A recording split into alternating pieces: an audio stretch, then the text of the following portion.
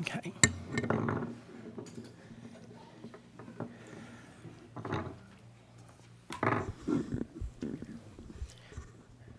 Okay, so what I'm going to do is you'll hit the gavel and you'll just say, I'd like to call our meeting to order.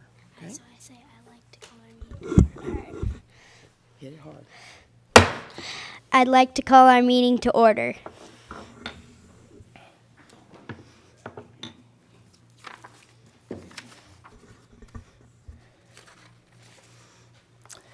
All right, I'll call our meeting of Board of Commissioners, regular meeting to order December 4th, 2025 at 7:05 p.m. Ms. Jones, can you call the roll? Commissioner Roberts. Present. Commissioner Hall. Present. Commissioner Buffalini. Present. Vice Mayor McDonald. Present. Mayor Anderson. Present.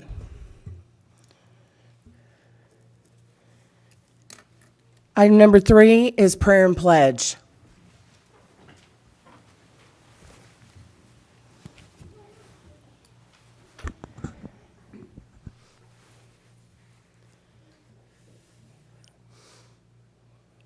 Dear Lord, thank you tonight for all of our citizens and our Fairview Titan miners and their families and coaches and cheerleaders and everyone who supported them this season. Thank you for their great season and letting them all be here with us tonight.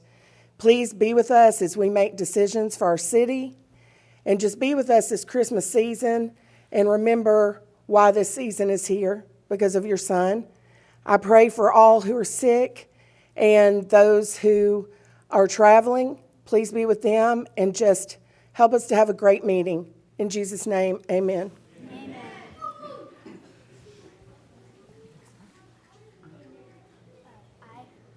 Pledge allegiance to the flag of the United States of America and to the republic for which it stands, one nation, under God, indivisible, with liberty and justice for all.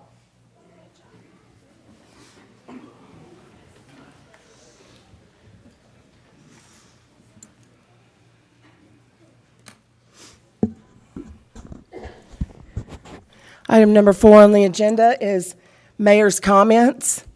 I have a very special guest with me tonight. He is the mayor of Biztown, and this is Nico McNeil. Let's give him a round of applause.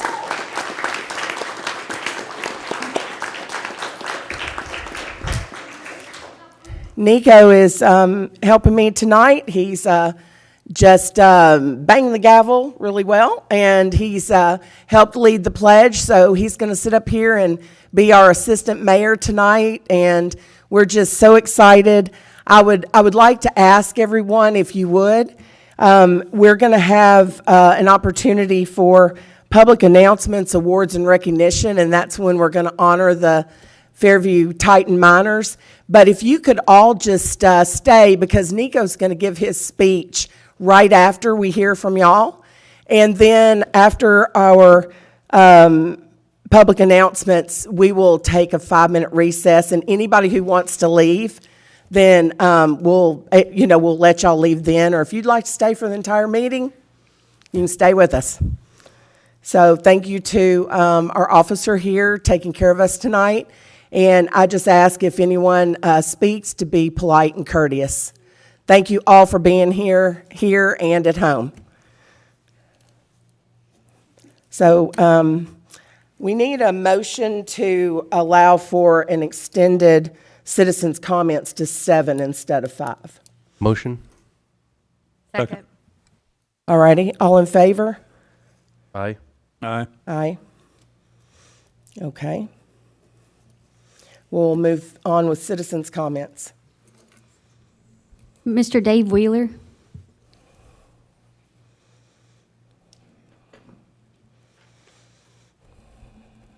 Good evening. First of all, I'm a citizen of Fairview for about 4.5 years. I live in Pinnock Place off of Old Nashville Road. I just want to thank the board for the hard work you do. I know it's difficult to lead others in service of our community, and I appreciate it. Thanks for the opportunity to speak. I'm the president of our homeowners association, and we wanted to bring the board's attention to an issue we're having with stormwater in our neighborhood. It's a timely time tonight because the resolution, it's actually the second item, Resolution 63-25, is to formally accept the improvements associated or for our subdivision from the builder, Century Builders. I wanted to call the board's attention to issues. While I am not a civil engineer, don't play one on TV, but at the same time, I know what I see for the last 4 to 4.5 years is some of my neighbors standing ankle deep in water in their backyards, and it's flowing. So I don't want to take my 3 minutes. I want to hand off to one of my neighbors who's one of the most affected folks, Mr. And Mrs. Ed Bortner. So thanks for your attention.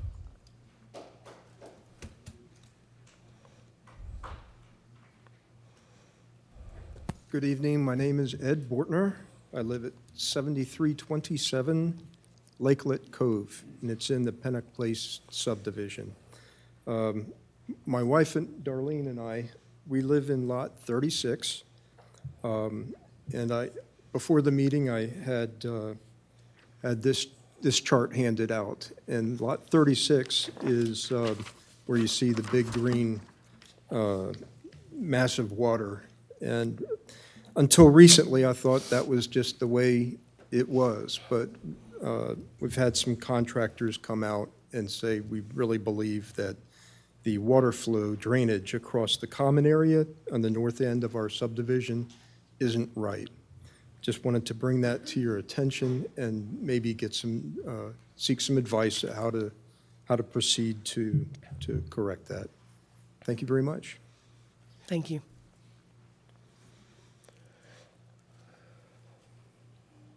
Jody Lalim.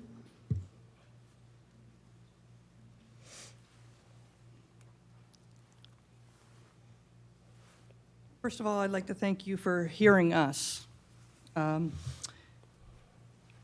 many of you who have reached out to me, we really appreciate it, and we need your help. We live in the Richfield Estates, and we're having some major issues with the builder, DRB Brightland Homes.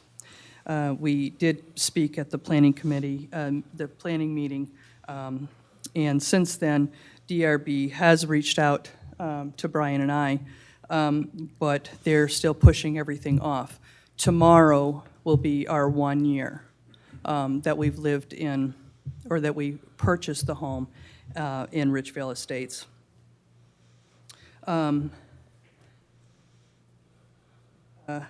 Per the email dated on 11/20 of 2025, we were told the city can intervene if the conditions affect health, safety, or structural integrity. Our house has major, major structural issues. 2 trusses in the roof, the roof aren't even touching the roof. They're the wrong trusses. So they're about 3.5 to 4 inches away from the roof. We have floor joists in our crawl space that are broken. We have sagging roof where the front porch joins. We have bouncy floors. And we have actually holes in the floors covered by flooring. We actually have mold, although not as much as my neighbors. We have mold in our crawl space that is very, very unhealthy. And I guess I just want to address the elephant in the room here. And I don't understand how these city inspections got through. We were told there was, in the Planning Commission, that there was 11 inspections through the process. If the inspections didn't meet the criteria, the inspector would say no, and the builder was to fix these things. It would be re-inspected. So I guess that's the elephant in the room here. I don't know how all of these issues got passed. Many of our neighbors are taking money out of retirement. Young families are putting everything into these homes. It's not just 1, 2, 5, 10. There is over 15 to 20 homes in this development that have these issues. The realtor that is selling these homes are lying to potential buyers. We've heard them. The house next door to us has had 44% mold in their crawl space. They completely gutted it out and redid it because, and this house still isn't sold.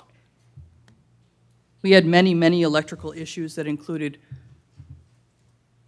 my husband is a electrical lineman for 35, 40 years, and he almost got killed by a live wire.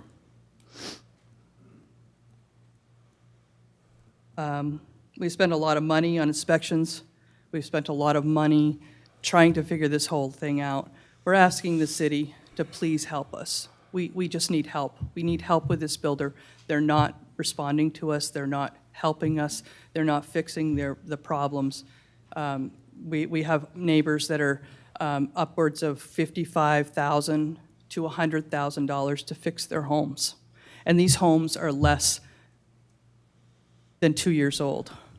They're almost, I mean, ours is a year old, and we are having this issue. Just asking for some help. That's all we need is help. Thank you. Brian Lalim.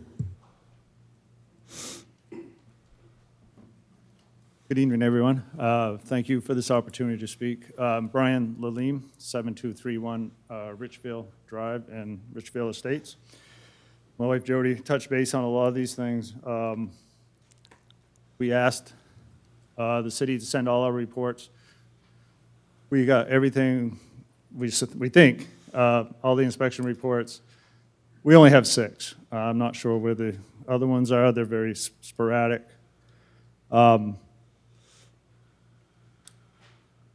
Like Jody said, I'm going to address this elephant here. This inspection report says passed, framing passed, roof requirements met, roof and floor trusses requirements met. Huh. Why do we have 2 trusses that's going to take some major, they're supposed to start that next week, major engineering. I'm not sure how they're going to fix it.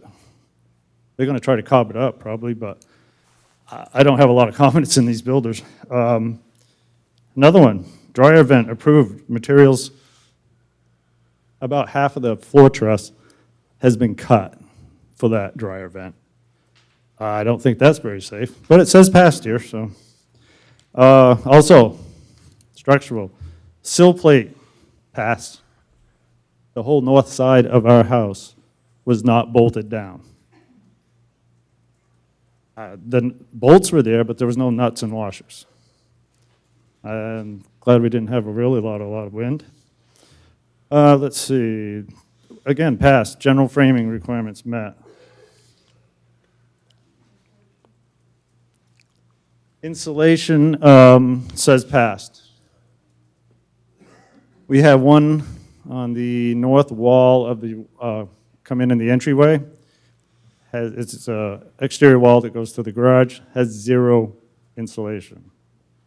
There's a bonus room upstairs.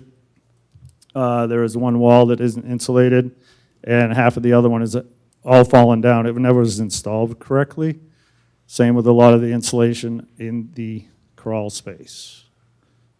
Like Jody said, we do have mold, not as extensive as the other. But they have flat out refused, we will not touch mold. We'll try to fix some of the other stuff, but that's what they've told me. But they flat out refused to fix any mold. It's not their fault. I have hundreds of pictures of lot 6. This house was finished in January of 25. In July of 25, like Jody said, 44% moisture in the basement.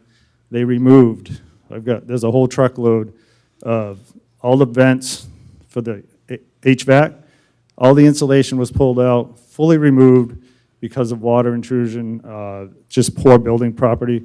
processes. So right there, that's a admission of guilt if you have to fix your own house before you sell it, and they still haven't sold it.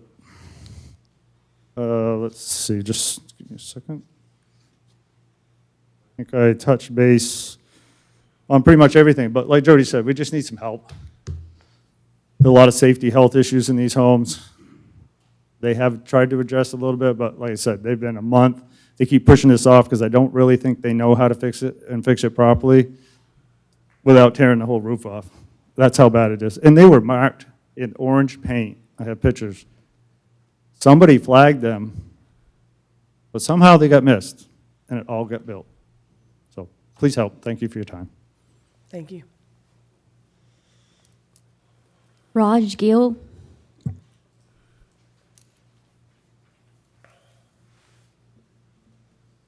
Good evening, everyone. My name is Raj, last name Gill. I live on 7402 Twill Heights Loop. So I'm facing same issue as my neighbors are facing. So we live in Richville Estate. I bought my house last year in September, and during my 11-month inspection, we found many issues. One of the major issue was the mold.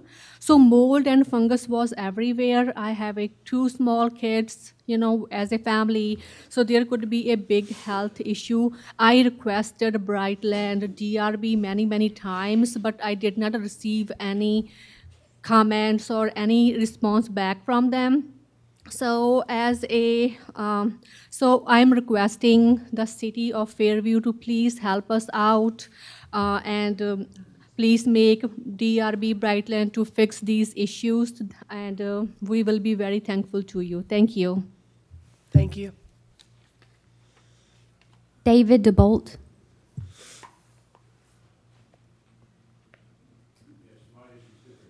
Sent us an inspection report and said what the city can do for us. And he says it's health issues, safety issues, and structural integrity. So our family is smelling musty air in the house, and we didn't know what it was caused from the first year warranty with the mold issues. We did that. I have a compromised immune system, surviving stage 4 colon cancer and stage 2 aggressive thyroid cancer, and I have 4 organs removed. My lungs are hurting, my head's hurting. And what happens is here, we witnessed the 7233 Rich Vale, the HV ductwork fence, and they moved all that stuff. So what we did was, we had like the ductwork is the issue. It wasn't outside. So what happens is the mold within the crawl space was less than 20%. But when the inspector processed the mold within the house, it was coming out of the HVAC vents, and it was 1,600 mold spores. That's it.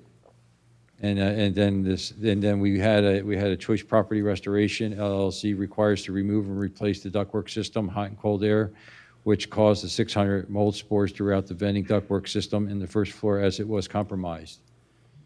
And what they have to do now is they have to require to perform a negative air scrubber and HEPA vacuum filter downstairs in 5 days when we have to leave the house. Again, they have to replace the ductwork system because that's what caused the issue. It wasn't coming outside. They screwed up the air duct system, and there's a lot of mold in there, and which caused mold spores within the venting ductwork system in the first floor and the crawl space.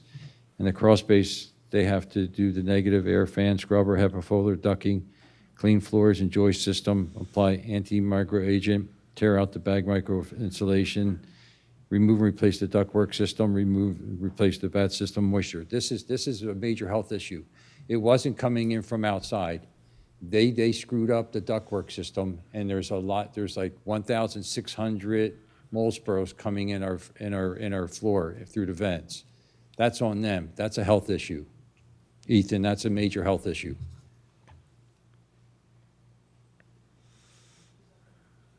It's going to cost me like $55,000.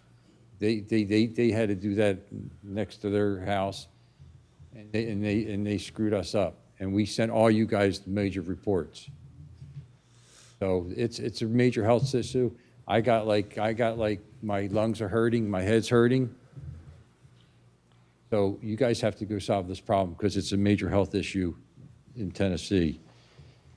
And not only did we that, we have a second inspection report that we have major structural issues in the main beams. They're unstable. We've got like knots in them, which big holes in them, and there's a bunch of cracks in the main beams. I'm a professional builder. I build like NASA and DOD, like facilities. And so I went under there and I saw all that stuff happening. I wasn't out here because I was out in Texas working on a Navy antenna. I just came out here in July and I noticed all that stuff. So then what happened is they also said they had a tree lot and we had to put a fence and we had to put a gate in the back, and then they tore it all down, but that's not it. So we need to have the builder responsible for working on this code violation and causing major health issues that we were trying to do an outside within the HVAC ductwork. That was a ductwork issue. It wasn't coming in.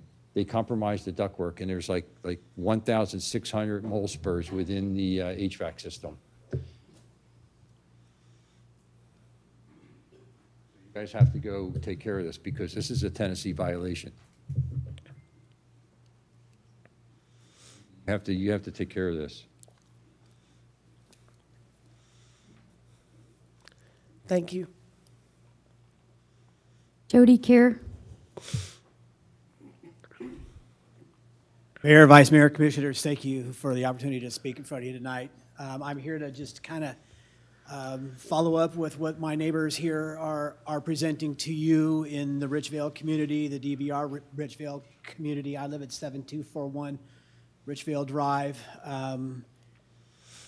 I'd just like to confirm this is not an isolated case here. There are multiple houses. We're one of 4 here in front of you tonight, but I know that there are at least a dozen others, and the way that they're building out there, when they start framing and they start pouring their next slabs, there's going to be more.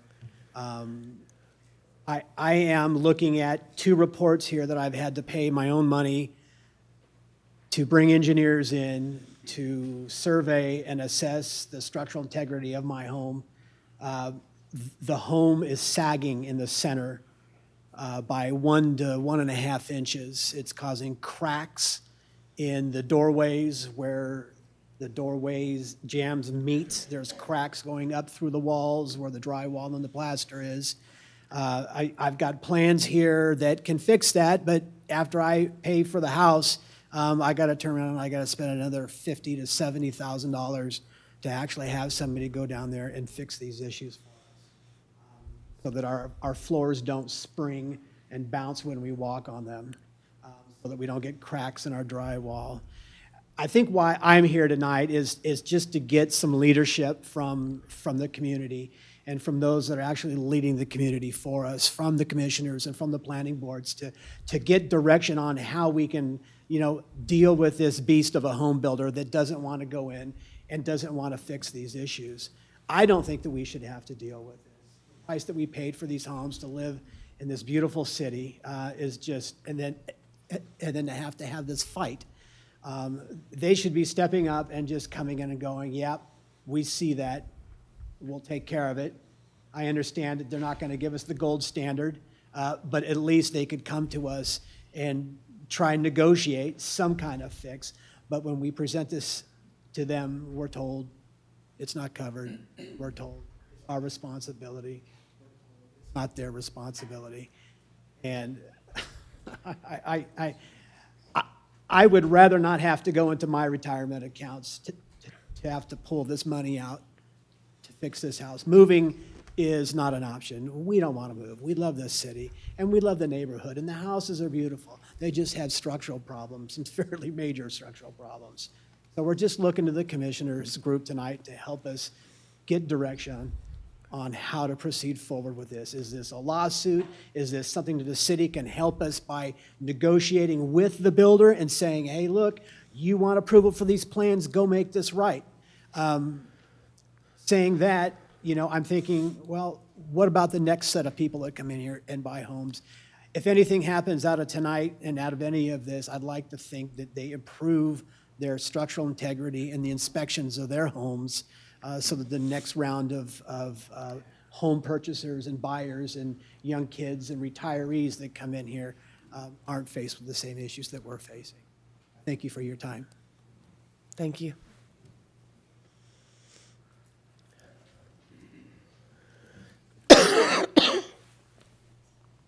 That's all. Thank you.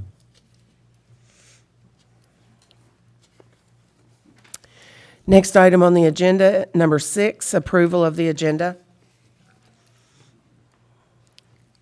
Move to approve. Second. Ms. Jones? Commissioner Hall, Aye. Commissioner Roberts, Aye. Commissioner Buffalini, Aye.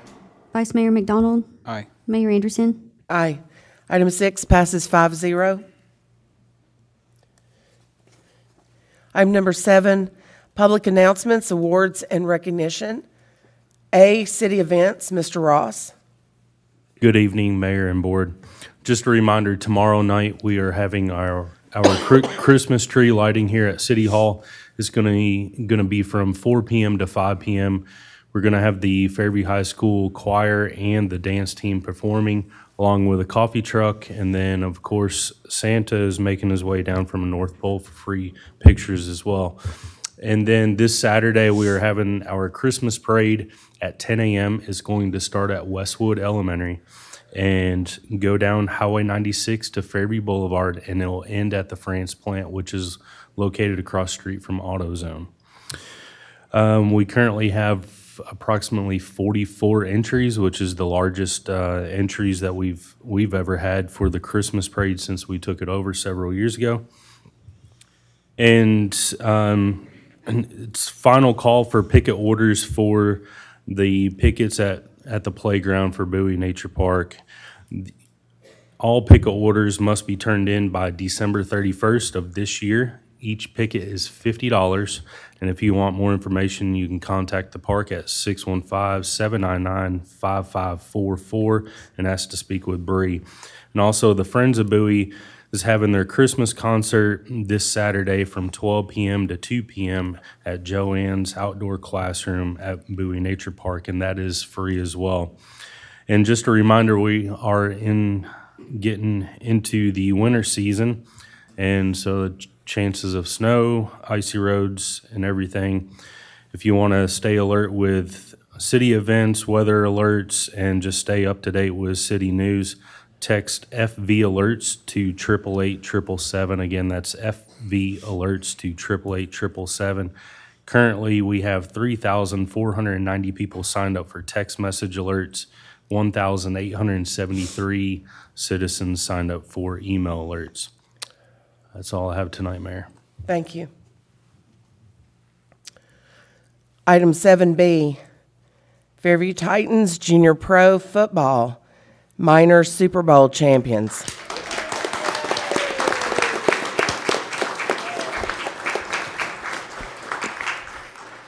Let me just say a little bit before we call everyone up. To watch these young men play is very impressive. I have had the opportunity to take pictures for the last about 23 years out here, and you guys at your age, I've never seen, and it's a testament to the coaches and you know how you work with these young men. I've never seen when you're 3 layers deep. And that's the reason you're never scored on the whole entire season. You're 3 layers deep. You do not let a receiver or a running back get through no matter what. I was so impressed watching your games. The Super Bowl was amazing. I know that every time they got the ball, we were like, ooh, because that was the last game, the Super Bowl, for you to go the whole season without anyone scoring on you. How impressive, and what an accomplishment. I don't think it's ever been done. So at least I haven't ever known of it being done. So it's amazing. I'm so excited for y'all. Impressive, your work ethic. I know I got to speak to you after your last game before the Super Bowl, and you know, I got to listen to all the coaches talk, and you should be so proud of yourselves because your work ethic during the week helped you to be the winners and not ever be scored on at your game on the weekend. So what we're going to do, I'd like for the coaches to come up and say a few words. Whichever coaches would like to say a few words about the season. And then we're going to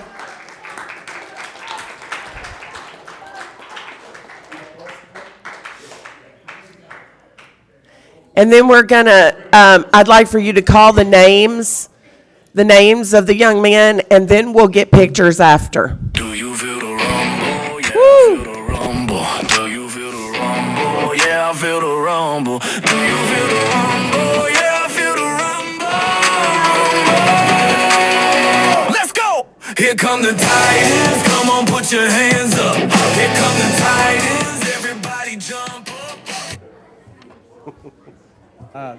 Just introduce yourselves. I know you, but just introduce yourselves so that, like, all of our people online watching and everyone in here that may not know you will know who you are. Absolutely. Calvin Billingsley. Adam Wynn. Jason Vanetta. Josh Grafkamp. We're the coaches for this great minors team. Yes. Shout out to Chris up there, who is our leader and facilitator of everything. We had a great year. The boys, we never talked about undefeated season. We never really talked about not scoring. We just kind of kept mum is the word and just go out and have fun, learn the game, and, they kicked butt. So it was a great season, a great feeling, and we're proud of these boys. You know what I mean? Like, they really stuck it out. They stuck with us. We're not the easiest people to get along with. We're not the most lovely. And I mean, you're talking about 4 days a week for almost 3.5, 4 months. So these kids play longer than, right at the same length as the high school season, but except they're 10 years old, you know what I mean? So it's a lot of work to them. Thank you, parents. It's a lot with them. I know they probably got tired of us too, you know what I mean? Because we practice in the rain, we practice in the cold, you name it. We do it all. So big shout out to them, proud of them. And you want me to announce them by now? Well, I'd also like to say that our vice mayor is the director of the program. And what is your like actual title? The director? Okay. And I mean, he works very hard to make sure that everything flows properly. So I think we should give him a big round of applause. Yeah, boy. Okay, so what I'd like for you to do is announce each boy, and they can come up, and then we'll get a picture as soon as they all come up. Hold on. Come on, Donnie, you want to do it? I'll do it. Does he have the roster? No, he knows the name. I got the roster too. Do you? Yeah. He's prepped. Come on, Donnie. Ladies and gentlemen, please welcome the All-Stars and the Super Bowl winners for the Tri-County Football Fairview Titans. Starting with number 2, let's welcome Evan Barry. Number 4, Knox Ritchie.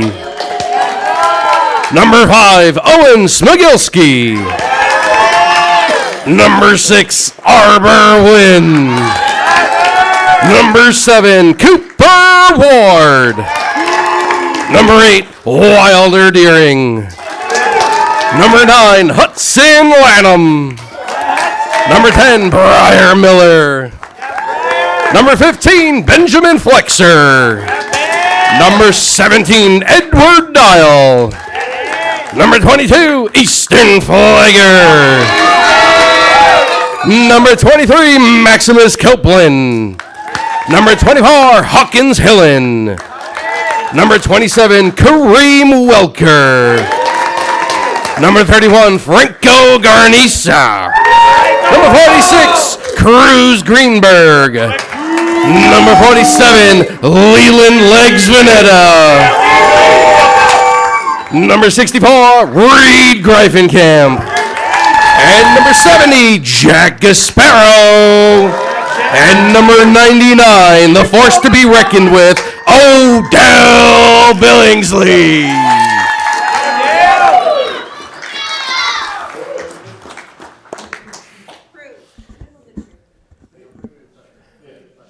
So what we're going to do is get a picture with all of us standing behind you. So, yeah, if y'all could just come and... Do you feel the rumble? Yeah, I feel the rumble.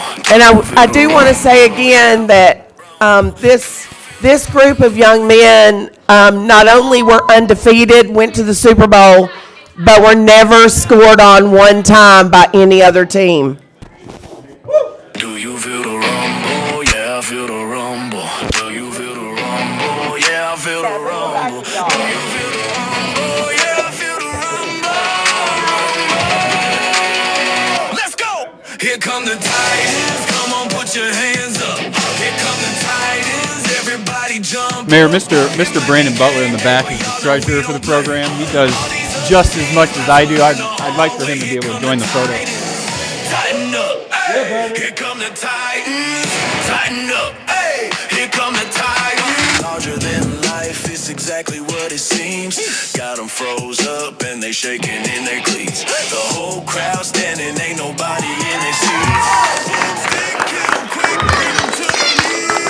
Here come the Titans. Come on, put your hands up. Here come the Titans. Everybody jump up. It might be game day, but y'all know we don't play. All these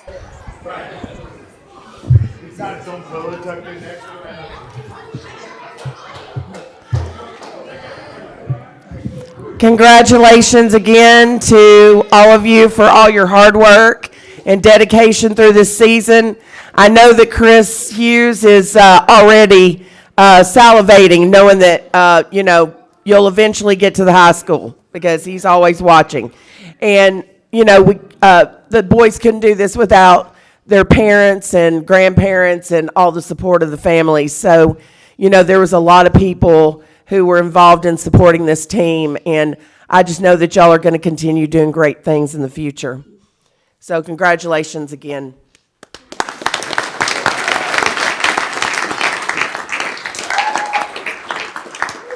Mayor, really quick, I just also want to give a plug to Mr. Brian Ray back there because he's the one who recorded that song. So it's an original track dedicated just to the Fairview Titans.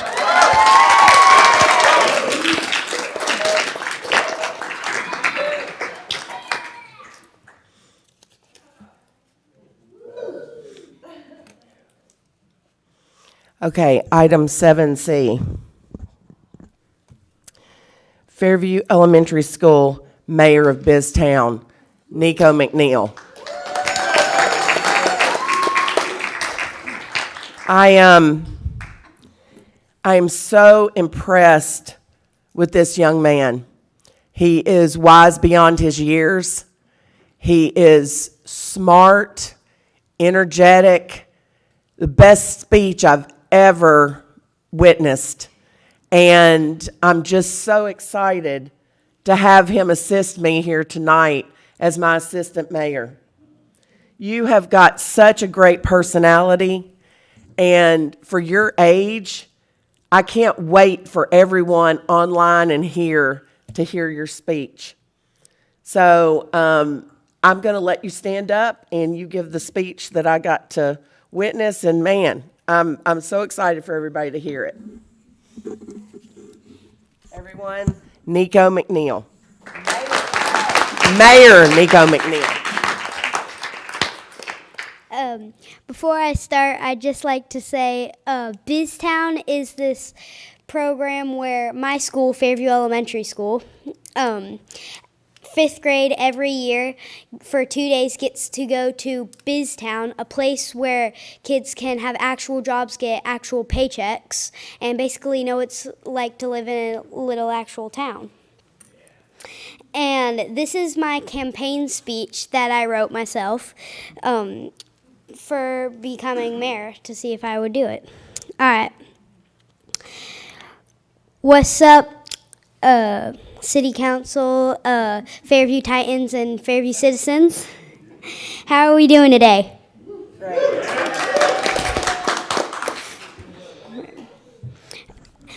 As you know, I'm running for mayor. Now, I know that when you picture a mayor, you think of business, a person who's strict. Well, that's not who I'm going to be. I promise I will commit to this. I will be fun, be energetic, and still get the job done. And I will not put myself first when making a decision, but you, the people, and BizTown. And before I go on, remember, in BizTown, I care about the people most, and free food. Now, here's a little bit about me. I was actually born in Atlanta, Georgia, and when my mom was pregnant with me, the doctor said I wasn't growing and they'd have to take me out early, and I may not make it to my first birthday. But I beat the odds, as you can see. When I was 5, I met the Vice President of the United States of America. That was in 2020. But some people might have been nervous, but I wasn't. I like to be who I am, and so should you, and I'll make sure of it. Who's had their head hit a ceiling fan? Well, I have. Got rushed to the hospital, got staples right in the head. Why are these stories important? Because it tells you what kind of mayor I'll be. I was born a fighter, and I'll fight for you too. I stay true to who I am, no matter who I'm with. What you see is what you get. You can count on me. And 3, when I get knocked down, I get up again. That's the kind of mayor I will be. And remember, my job is to help you succeed. When each one of you succeeds, we all succeed. When everybody has a hero or somebody they look up to, like a really tall person. Nah, I'm just joking with you. You guys know what I mean. Mine is the king. Some people might say, including me, the creator of rock and roll. My hero is Elvis Presley. Now, I could do a whole speech on Elvis, but we don't have time for that, sadly. But what I will say is that we should all say more often, learn much. And another thing we should say more often is have a pickle and have a banana. Why is this important?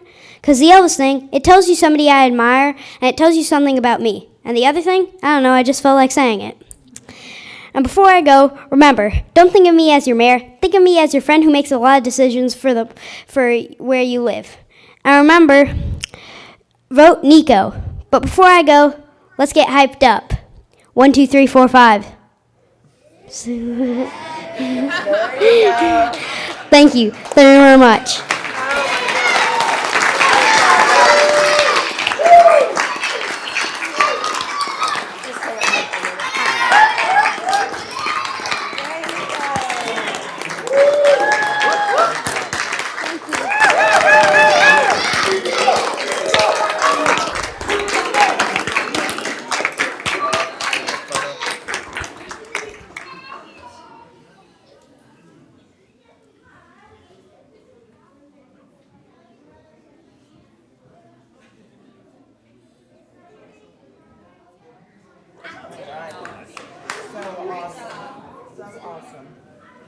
Thank you. Good job, Nico.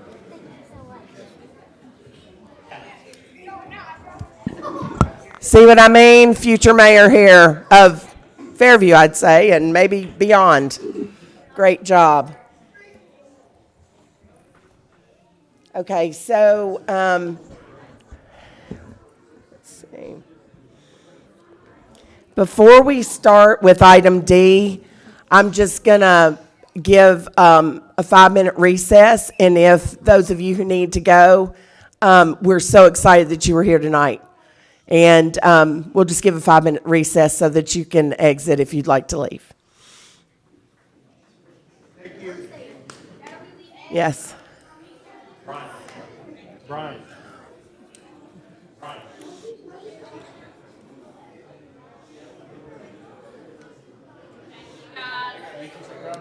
Thank you. Thanks, Chris. Thanks, man.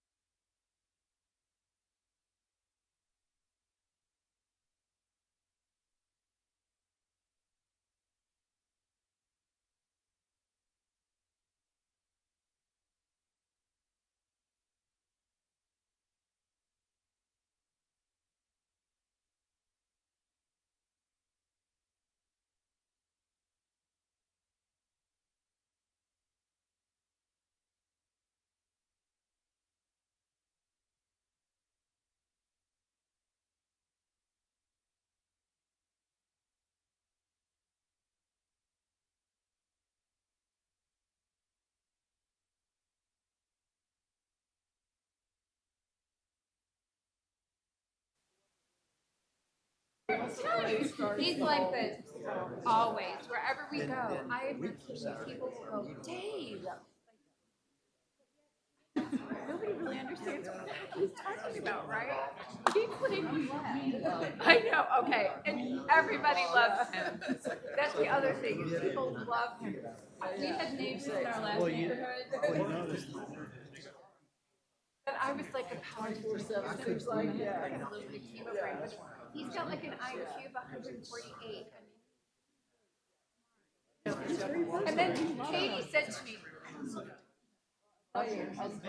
she was like making little bonfires, making little hot toddies. And she wanted him to come out. I gotta get a picture. What is my husband talking about? I gotta. My girls will laugh. Like, oh, yeah. He's got it.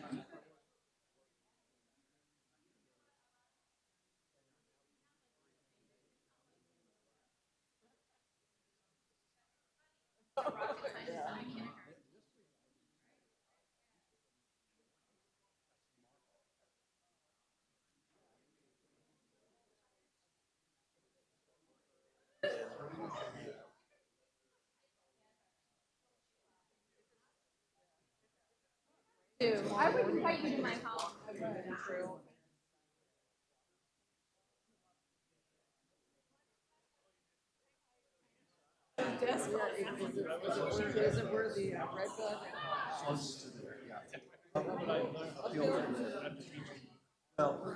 Or is it like uphill and down? Uphill and down.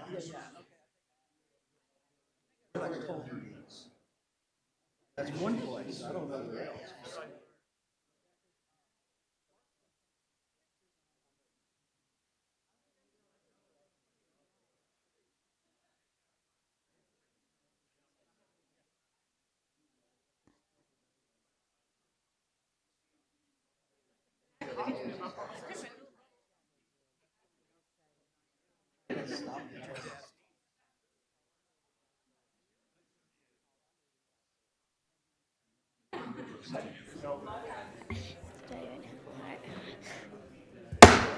We'll call our meeting back to order.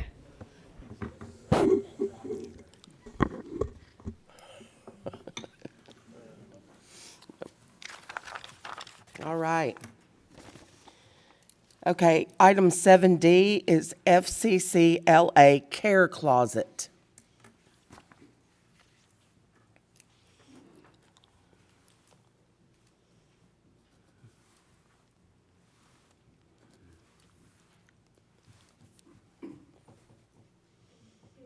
My name's Riley Anderson, and I am a sophomore at Fairview High School. Miss Parkinson has this club. It's called FCCLA, and we're trying to put a care closet in Fairview High School. A care closet is basically where anybody from our school can come and they can just get basic hygiene products, toiletries, school supplies, food or clothing, and sometimes students don't have their basic needs that they need, so they might feel anxious or embarrassed. They might even skip school because they feel so embarrassed that they can't come. So we're just trying to make a place where everybody can come, get what they need, and focus on their education once they get to school. And we want to remove all those barriers for the students. And then it can help students with their well-being, their confidence, and they can just be successful in class. And it's just, our goal is just to reduce the behavior issues and to promote belief that everybody in the Fairview community and school is really truly a valued member of our school community. Hi, I'm Amy Perkerson, and I've taught at Fairview High School for a minute. I am the sponsor for FCCLA. It is Family, Career, and Community Leaders of America, formerly FHA. If you guys remember the Future Homemakers of America Club, FCCLA took that place. And this is actually a brainchild that had happened before the club became a thing. I teach the Teaching as a Profession classes at the high school. It is a group of students who want to be future teachers. And as we start talking about the things that are impacting our classrooms, one of the things that we discovered is that, sometimes it is way beyond our control. Sometimes that kid got off their routine because they, got in a fight with their sister and they forgot to brush their teeth and they came to school and now that's just deregulated them for the entire day. And there's nothing that we as teachers can do about that. And so as we started brainstorming and talking, we thought, well, maybe there is something we can do about that in the form of a care closet. And basically what that is, it's located in a central location in our school. For us, it would be in our Student Support Services office where anybody has access to it. This is not a care closet that's specific to a group of students. It's open to students, it's open to teachers, it's open to anybody who enters the doors of Fairview High School and has a need. So if a teacher forgot to put on deodorant that day and they're feeling a little self-conscious about it, then go to the care closet and get what you need, take care of it, and then you can teach the rest of your day and not have to worry about that. And we want students to feel that same way too. And so our care closet's going to be located with our guidance secretary, who is not going to patrol the care closet, but she will be able to monitor the use of the closet and the things that the students are removing. So if we see students that are coming for multiple needs, or we see that they're coming for multiple times, maybe we can intervene with our guidance counselors and say, do you need more than what we're providing for you, and how can we do that? Instead of just a one-stop shop kind of thing. Also, this is available for students before school. During class breaks, they could come during their study hall. They can visit during lunch. They could come after school if they had a school sport or an extracurricular that they needed to provide items for.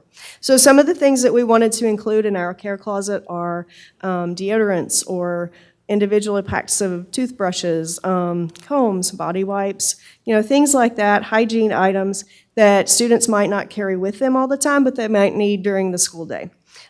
So we're really appreciative of the fact that you let us come here and talk about our care closet.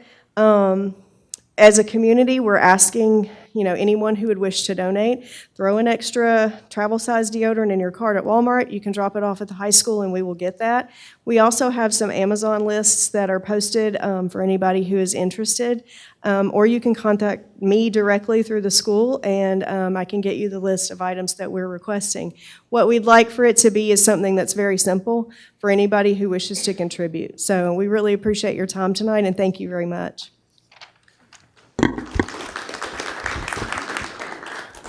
Thank you, Ms. Parkerson and Ms. Anderson.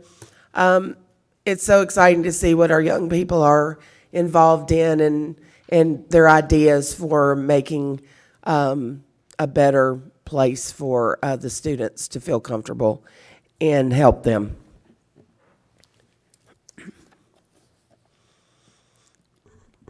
Item number 8 is staff comments and monthly reports. A is city manager report. Mr. Daugherty.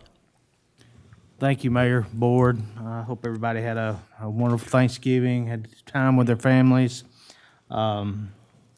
Just wanted to remind everyone that Planning Commission next Tuesday at 7 p.m. here at City Hall.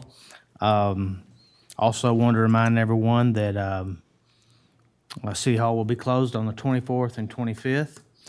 And just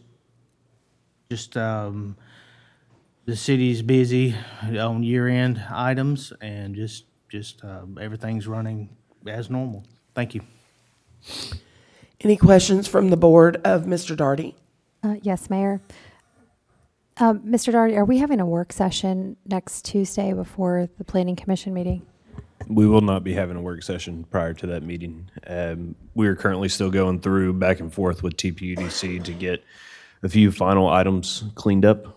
And so it will not be ready prior to the meeting, so we will not be having a work session. Thank you. Mayor? Commissioner Buffalini? Thank you.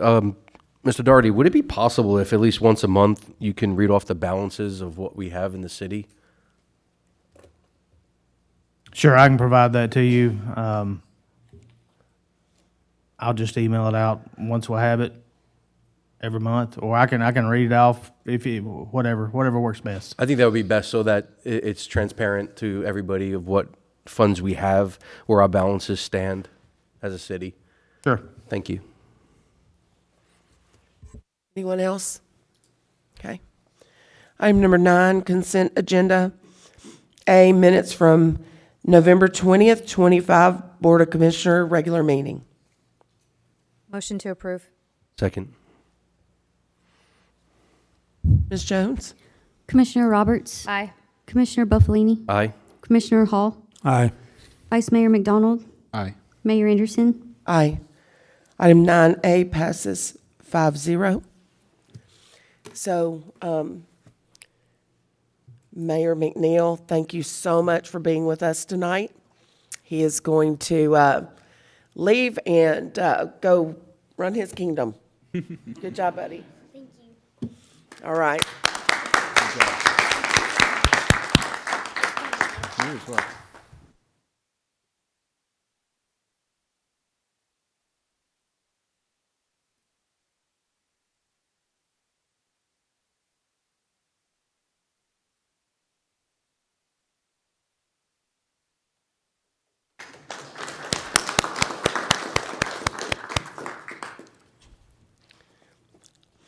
Item number 10 is old business.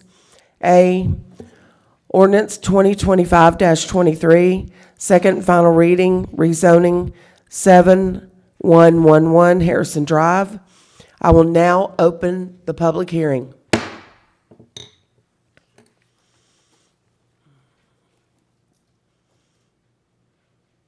Seeing no one to speak, I will close the public hearing. An ordinance to amend the zoning ordinance of the City of Fairview, Tennessee by rezoning a 3.73 plus or minus acre parcel located at 7111 Harrison Drive, consisting of Williams County Tax Map 042G, Group A, Parcel 018.00, from RS40, Single Family Residential, to RS10, Single Family Residential.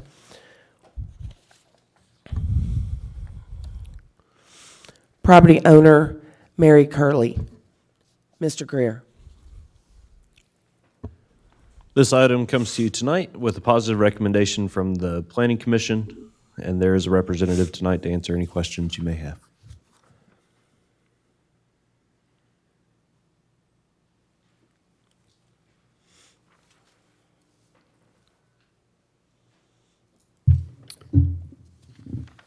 Tim Mangrum, 7326 Fernville Road.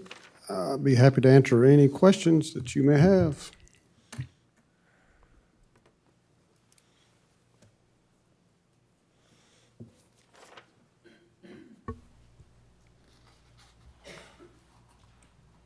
Mayor. Yes. Commissioner Roberts. Thank you. Hi, Mr. Mangrum. Hello.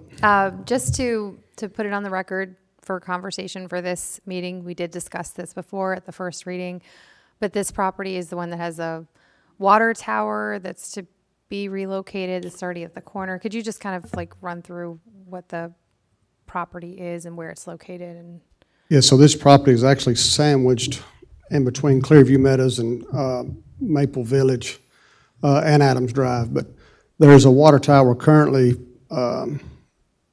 in Clearview that the Water Authority wants to upgrade and move it to a little higher ground, which is, we'll put it right behind where it currently sits.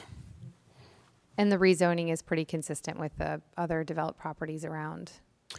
Well, it doesn't exactly fit the 2040 plan. Or at least the R10 is not in the, Ethan, you're going to help me with this because I'm butchering it up, but the 2040 plan called for RM8, RS5, I believe, RS8. So we feel like we went way above that as far as the density goes, just to try to blend a transition from the multifamily to the single family and try to accommodate all of that together. And work with the Water Authority, of course, to get them what they needed to help update the water. And then just one final question, just as a reminder, the access to this is going to be coming off of that existing development, not the other lane that's currently basically used as a driveway. Is that right? Correct. The existing house that's on this property will still access Harrison Drive, which is a private drive, but the new lots will all come off of Crestview, I think that's called, but it's in Clearview Meadows. Thank you. Mayor? Commissioner Buffalini. Thank you. Mr. Mangrum, how many units are going to be on this property, this parcel? Our concept plan and our development plan shows 10 lots, but the water tower will be on one of those 10, so it'll just be 9. Okay, and for Harris, to access the house that's going to be off of Harris, are you going to pave Harris as well? Or is that, because does the city own that street? Did we figure that one out, Ethan? We have dug into that quite extensively. The city, currently Harrison Drive is partially paved and partially non-paved. The paved section that goes up to a platted right-of-way is city-owned and maintained. The non-paved section is a private lane. Harrison Drive becomes a private road, and there are 2 homes that are accessed off of Harrison. So that one parcel would have access through that private road? Yeah, it does currently. The whole parcel, that's how you have access to that whole parcel currently, is up Adams Drive, and we have a notarized easement to use Harrison Drive to access that, but we'll only use it for the new house and all the old house, sorry. And all the new ones will come through Clearview. So when you're doing construction, are you going to run it through Harris or are you going to run it through Clearview? I'm going to make some clarity on that. So if I'm doing construction, remodeling on the existing house, we may use Harrison, but as far as when we start to develop it, we will cut the road in off of Clearview first thing. Okay. Put our construction entrance off of Clearview. Okay. And last question is, what would be the price points average? That's hard to say. It's hard to predict that, but they should be in the 400s. Okay. Thank you.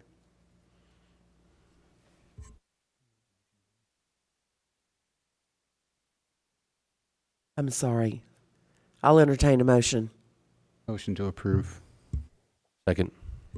All right. Continued discussion. All right. Ms. Jones? Vice Mayor McDonald, Aye. Commissioner Buffalini, Aye. Commissioner Roberts, Aye. Commissioner Hall, Aye. Mayor Anderson. Aye. Item 10A passes Thank you. 5-0. Thank you.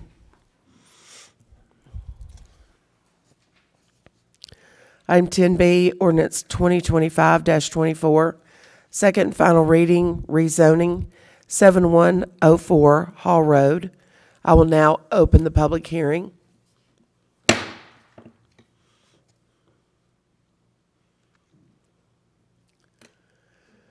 Yes, ma'am. If you'll state your name, your address, and if you live in the city or county. Susan Duncan, 7116 Hall Road.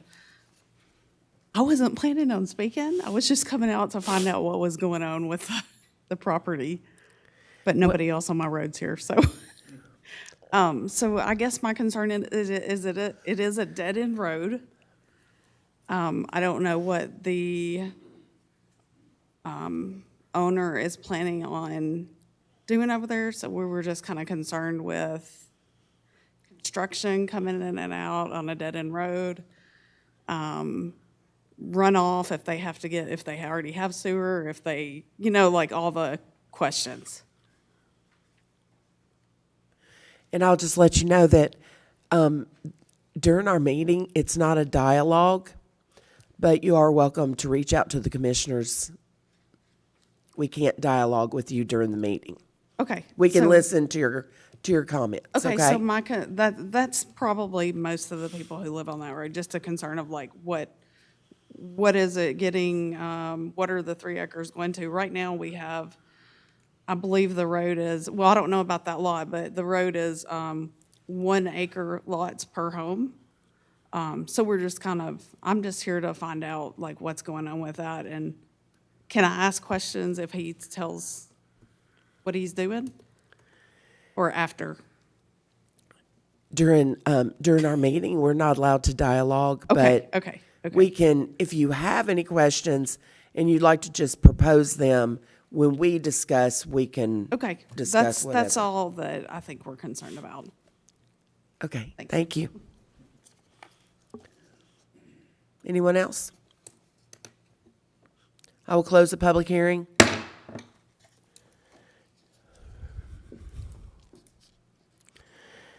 In ordinance to amend the zoning ordinance of the city of Fairview, Tennessee by rezoning 3.17 plus or minus acre parcel located at 7104 Hall Road, consisting of Williamson County Tax Map 043D, Group A, parcel 010.00 from RS40 Single Family Residential to RS15 Single Family Residential.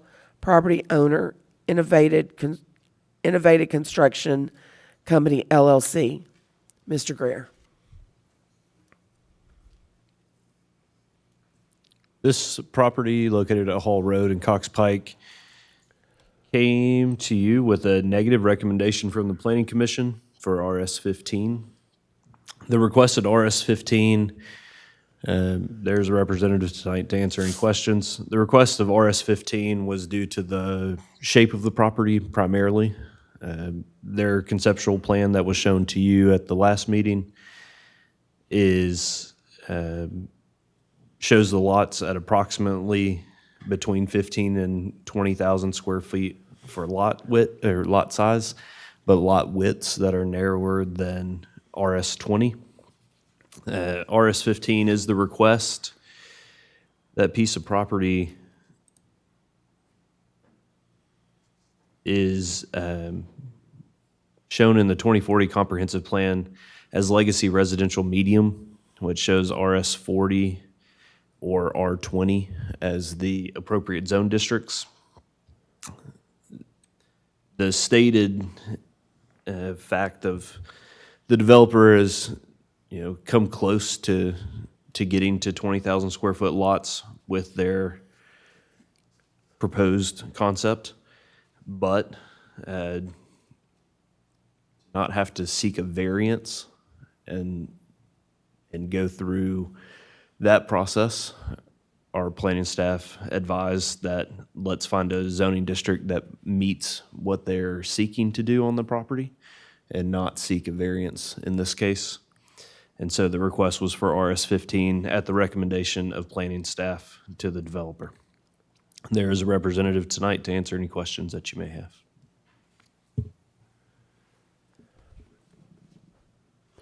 I'll entertain a motion.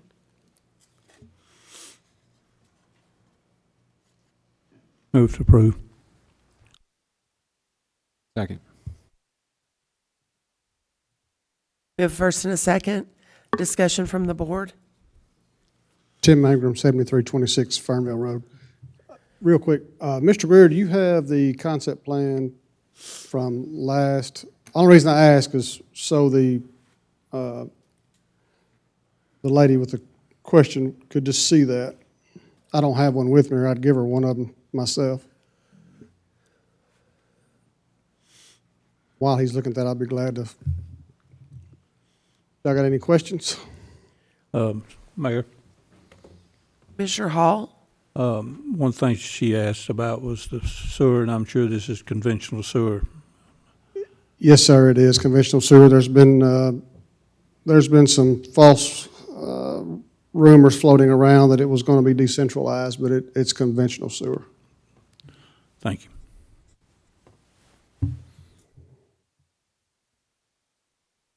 Vice Mayor McDonald. Thank you, Mayor. Mr. Mangrum, if you don't mind, while he's looking for that, can you just, like you spoke to the Planning Commission, just explain the reasoning behind the R15 request and what kind of the issues that this piece presents that is causing you to make that? The biggest issue we run into with this piece of property, other than it being oddly shaped, as you can see on the map, was when we first purchased this, we did not realize that that was an old deed, that literally center line of the road is what the deed calls for.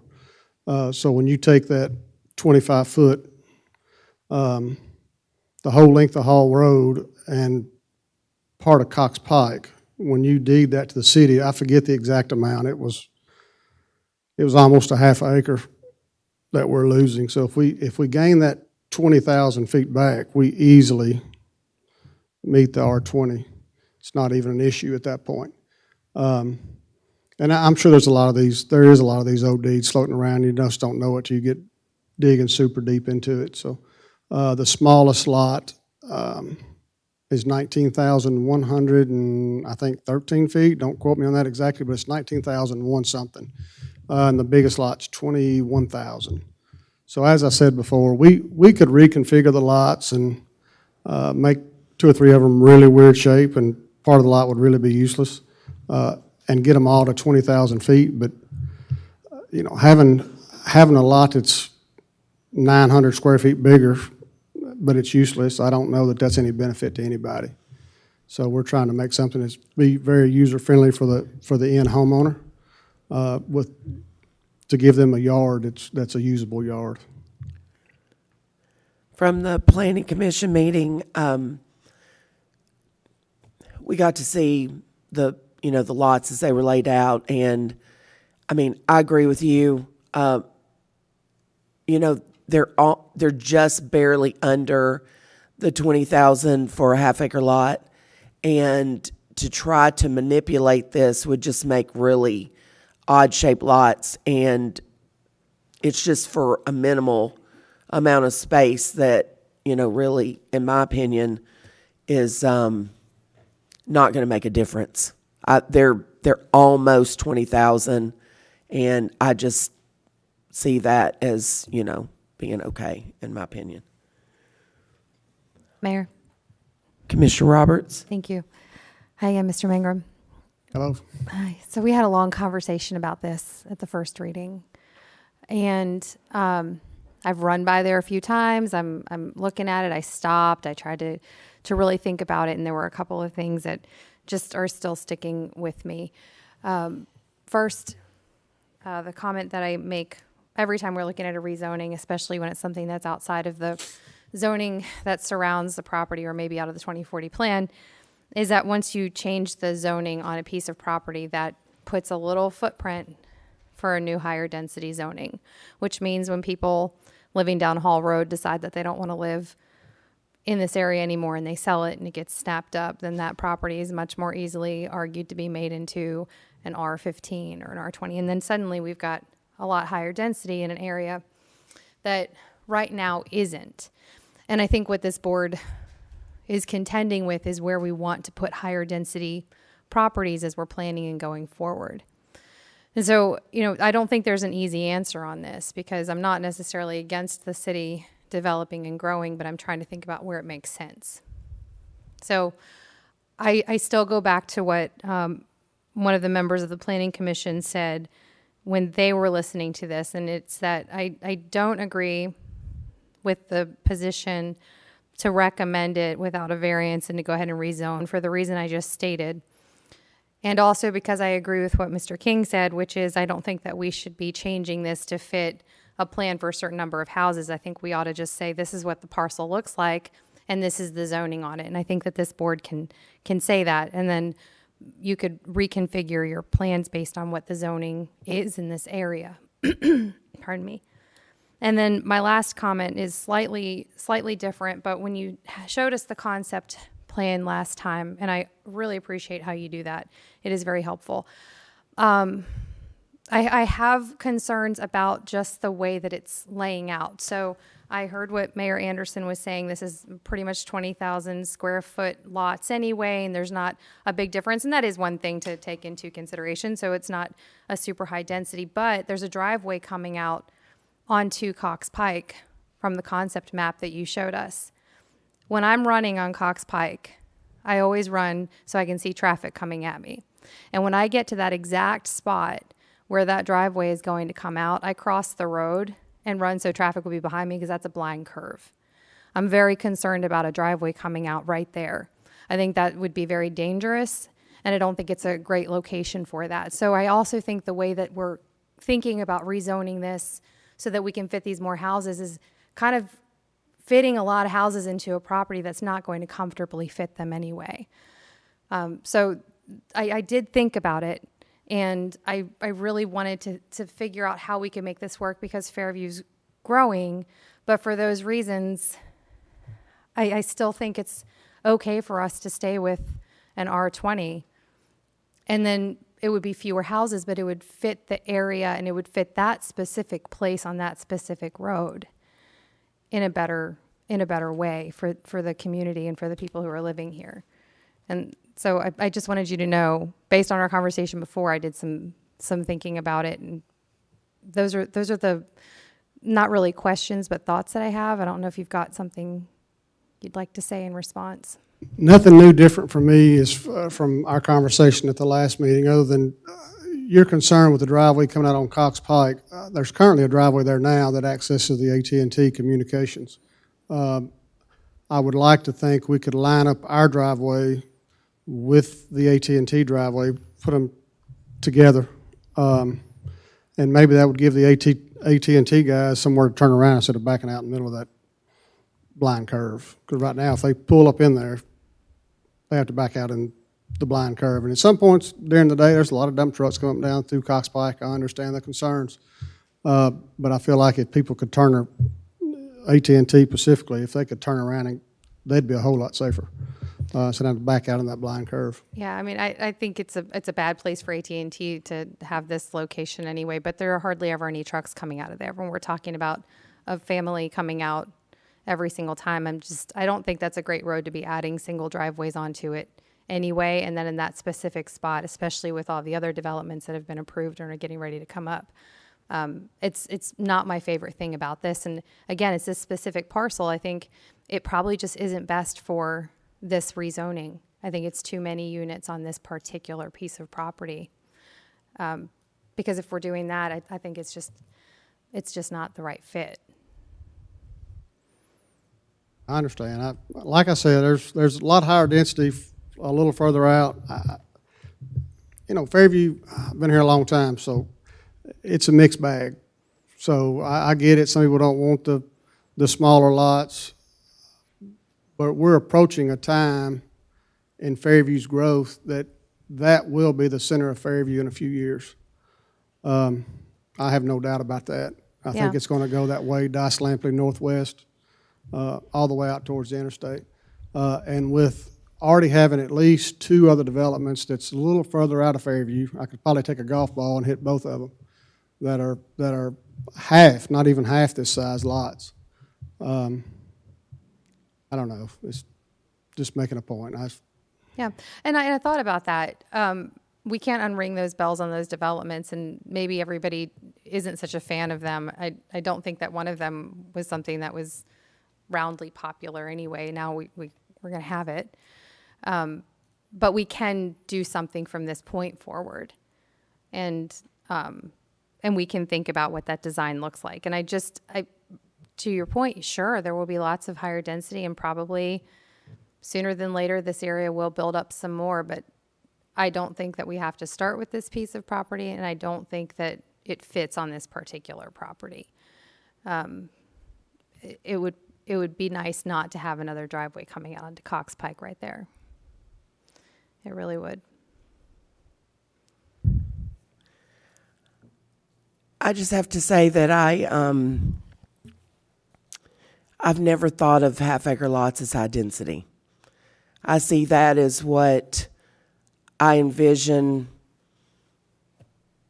most of the neighborhoods in Fairview to be, is a nice half-acre lots or a nice size lot. And also, once we get lower density than that, the property prices and the housing prices go up quite a bit, and I just want to be able to see our families be able to afford to live here. So I just don't see a half-acre lot as high density. Mayor? Commissioner Buffalini. Ethan, can you share that on Click? On ClickShare?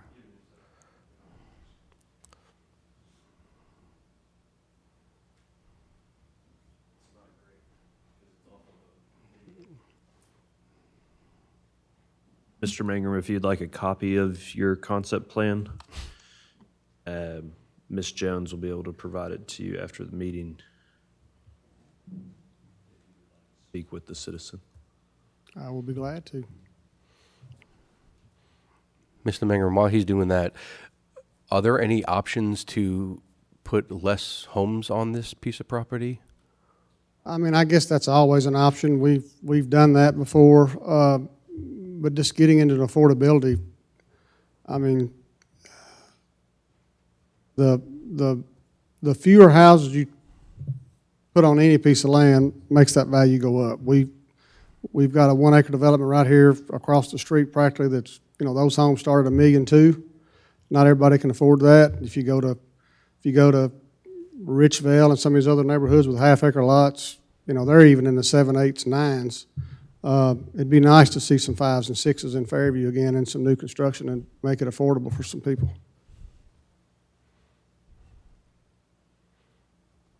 Thank you. Mayor. Vice Mayor McDonald. Thank you. I don't necessarily have a question for you. I just going to state my opinion on the matter. One, I think the overall lot size with the density that you're requesting, you know, it's what are we talking, 6 houses? Is that what the plan is, right? I think we get there's this delicate balance between affordability and density, right? And I just don't want us to get lost in the fact that we're so, I don't want to say anti-growth, just hesitant to grow, to where we want to preserve this higher or lower density lots. And I think in doing so, we could lose ourselves as a community and what the character of Fairview is, what we as this community claims to be, or not just claims, but we actually are. When you start getting in those, you know, million plus, and you're saturating the community with that, it's not a mystery to anybody. Fairview hasn't historically been a $1 million lot community. And if you want to change the character of a community, there's no faster way to do that than pushing out the people who were born and raised here by saying that your future generations aren't going to live here because they can't afford it. So I think there is a balance there that we have to stay focused on. And with this being 6 lots, not 60 or 600, I think it's a good opportunity to put some mildly affordable homes in that area. I think you're exactly correct. I mean, Fairview's seeing home values we've never seen before, but unfortunately, you know, the downside of that is we are in Williamson County. That's a lot of what drives our home prices up here. Is it's very desirable. People like, because Williamson County does a really good job marketing their schools, and you know, it's sort of sad, but that's being in Williamson County is what's driving some people out. I mean, it's unfortunate for some people, but we do like to think that we can provide a product across various price points to accommodate and keep Fairview economically diversified enough to where we don't have just $1 million homeowners. I think that's what makes Fairview very unique, is we've got poor people that's not been as fortunate as others, and we got millionaires. So we're not like Belmead or Brentwood or some of them other places. So we are in a very unique place, and I think it is a very hard balancing act to not push out the people that's been here their whole life, but welcome in new people as well. I think there's and I think I said this at the last meeting, I've heard of some of Ms. Roberts' exact comments I've been building for 29 years. I got post-in-place approved many, many years ago. I heard the same exact comments then. This is not a good place for half-acre lots. And in today's time, nobody wants to cut grass. Nobody wants to spend their weekend cutting grass. So personally, I like to see a mix of lot sizes. I think that helps keep our price points scattered out. But that's all just my personal opinion. Mayor. Mr. Roberts. Well, thank you. I hate to be so unoriginal, and be raising the same arguments that people have been raising for 20 years. But, Fairview back when Polston Place was approved didn't have developments like that. And now we're contending with developments that are far denser than what we're even talking about tonight. So it is good to actually have these discussions and to have people not agreeing on it, because that'll be that wonderful tension that gives us something that's a measured, balanced growth. I just want to respond to a couple of the things that were said, just to point out also, I think there's a lot of focus on whether these are half-acre lots, and that's great. And I'm glad it's not higher density, but it couldn't be unless we approved it. So it's supposed to be a half-acre lot. The request isn't for half-acre lots. The request is for this to be rezoned RS15. And when that happens, then everything else around this could be RS15, and that's higher density than what it would be if it were R20, which is half-acre lots, which everyone always says everyone should be happy with having a half-acre lot. But what we're approving for the future is not going to be half-acre lots on that road. It's going to be RS15, because we will have that footprint there. Because if one of those properties sells and we're sitting here, I know it, I can see it, we're going to be sitting here, and the request is going to be to go from an R20 to an RS15, because that's going to be the footprint that's put here. And so I don't think it's important enough to put one more house on there that is squeezed in on the end if we're thinking about building it into what will eventually be a different looking neighborhood, which is also possible, but I still maintain I don't think it's the right place for it. I just approved the other one that agreed with the one we just did prior to this, because I think it is in the center of the city. It's walkable. It makes sense. We are going to have higher density locations, and I don't think that we have to do it every single time a rezoning comes up. I still stick with what the Planning Commission said, which is we don't have to do it on this lot this time. And I think that that's okay, and I think it'll have down the road implications. I think there's more to consider than whether or not it's still a half-acre lot.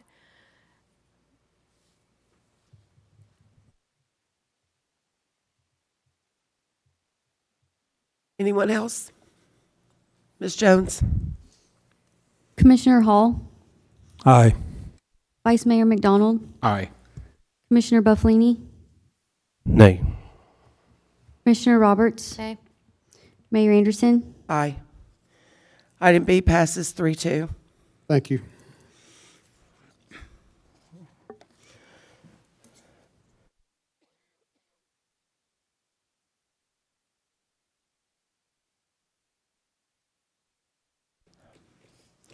Item 11, new business. 11A, Resolution 62-25. A resolution of the Board of Commissioners of the City of Fairview, Tennessee, to formally accept the subdivision improvements associated with the Adams Preserve subdivision. Mr. Greer? Staff has communicated with the Adams Preserve Subdivision Development Team. This comes to you with a recommendation from the Planning Commission to accept. There was one item that they were missing in their completion. They have been unable to complete that. They're expecting to complete that by the end of this month. And so they're asking for a deferral until the January 15th, 2026 meeting, and then they will be complete with their improvements. Move for deferral 11A to, which one did you say? January 15th. Second. Ms. Jones? Mayor Anderson, Aye. Vice Mayor McDonald, Aye. Commissioner Bufflini, Aye. Commissioner Hall, Aye. Commissioner Roberts. Aye. Item 11A is deferred until January 15th. Item 11B, Resolution 63-25, a resolution of the Board of Commissioners of the City of Fairview, Tennessee, to formally accept the subdivision improvements associated with the Pinnock Place subdivision. Mr. Greer. The Pinnock Place subdivision was inspected by a city engineer. The Planning Commission had a favorable recommendation for acceptance. The original bond was for the roads, the sidewalks, and the storm water infrastructure. Those items were inspected and were all in conformance with the construction drawings.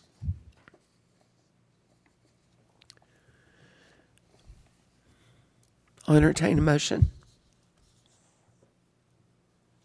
Motion to approve. Second. Mayor, if I may. Oh, Go ahead. can we, just with the citizens' issues that were brought up, is there any comments that you can add to that situation or just color commentary that we would all enjoy hearing? So, Curtis and I have dug into this a little bit, and I actually have him on a Teams call if you want his interpretation as well. He's unfortunately was not able to make it to the meeting. He's been out with a family matter today. But ultimately, we received some concerns from citizens in the Pinnock Place community with drainage issues on their lots. Drainage issues that I would argue are there's some substantial amounts of water that flow across several of the lots. There are drainage easements that are along each side property boundary, and there is a common area, a transitional buffer that goes around the exterior of the subdivision. As far as the city and what we bonded with the roads, the sidewalks, and the stormwater infrastructure, those were the items that we would be accepting as infrastructure in this matter. The common area is currently owned by the Homeowners Association of Pinnock Place. And on-lot stormwater concerns is a matter of homeowner taking care of things or a warranty claim if that's covered under a warranty with a builder. Ultimately, from what we have seen, all codes have been met. The ground is sloping away from homes. It has not caused flooding damage into homes that we are aware of. And so as far as I think one of the citizens spoke about the common area being a concern that is owned by the HOA, that is to be maintained by the HOA per their HOA documents, that would not be a matter that the city could enter into maintaining or repairing. That's a privately owned piece of property. We do not and cannot work on private owned property. The only items that we could operate within would be within the 5-foot drainage easement on the property line, on the side property lines. And then Curtis has inspected their stormwater infrastructure, and all of the culverts and head walls and storm pipes were all clear and free of debris, and their pond appeared to be working as it should. Ultimately, we can assist and provide some recommendations to the community about the direction that we would advise them to head in as far as their drainage on their lots, but that would not be a city matter to take up because it would be private property. It is private property. Just to follow up on that, you are confirming that the systems that are in place, there are no obstructions, there's no issues. I guess that's correct. My question is, have you been made aware of that issue that was spoke of this evening prior to tonight? I believe we were made aware of this either yesterday or Tuesday, may have been Tuesday. Was it Tuesday? Monday, Tuesday, earlier this week. He gave us a call and let us know about the on-lot issues. But Curtis evaluated the neighborhood as far as what the construction drawings had, what the bonding requirement was. This ultimately is to release the maintenance bond for the roads, the sidewalks, and the stormwater infrastructure.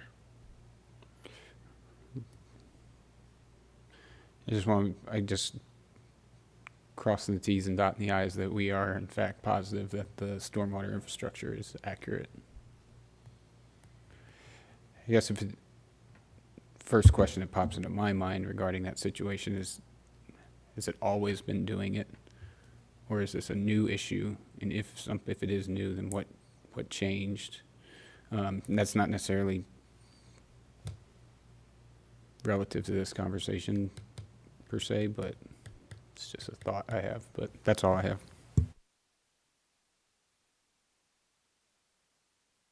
Mayor? Commissioner Buffalini. Thank you.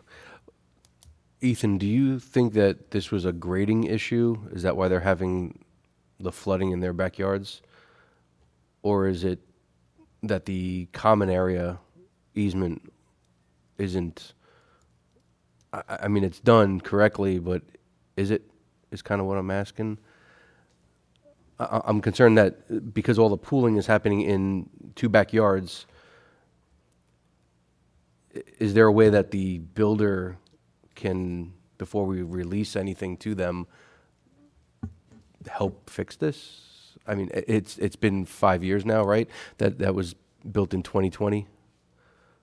They began construction in 2020, I think. I mean, there's been homes that have sold as recently as 2025, but most of the homes in there were prior to 2024 being constructed. Curtis, if you'd like to speak, the question was, is there anything that we can do as far as drainage goes in this development?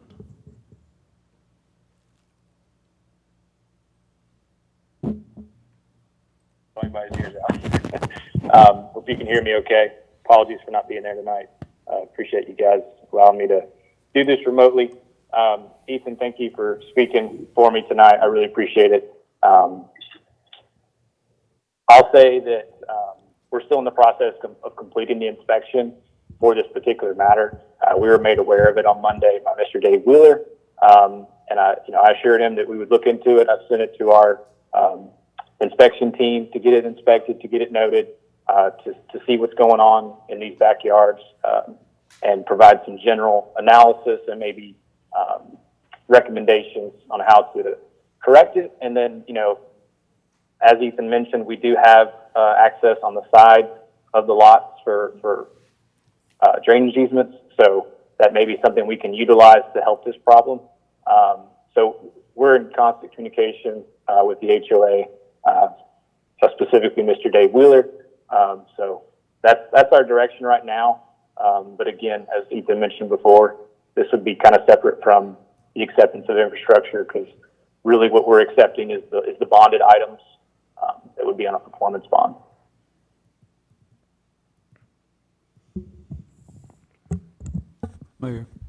Mayor, or did you, go ahead.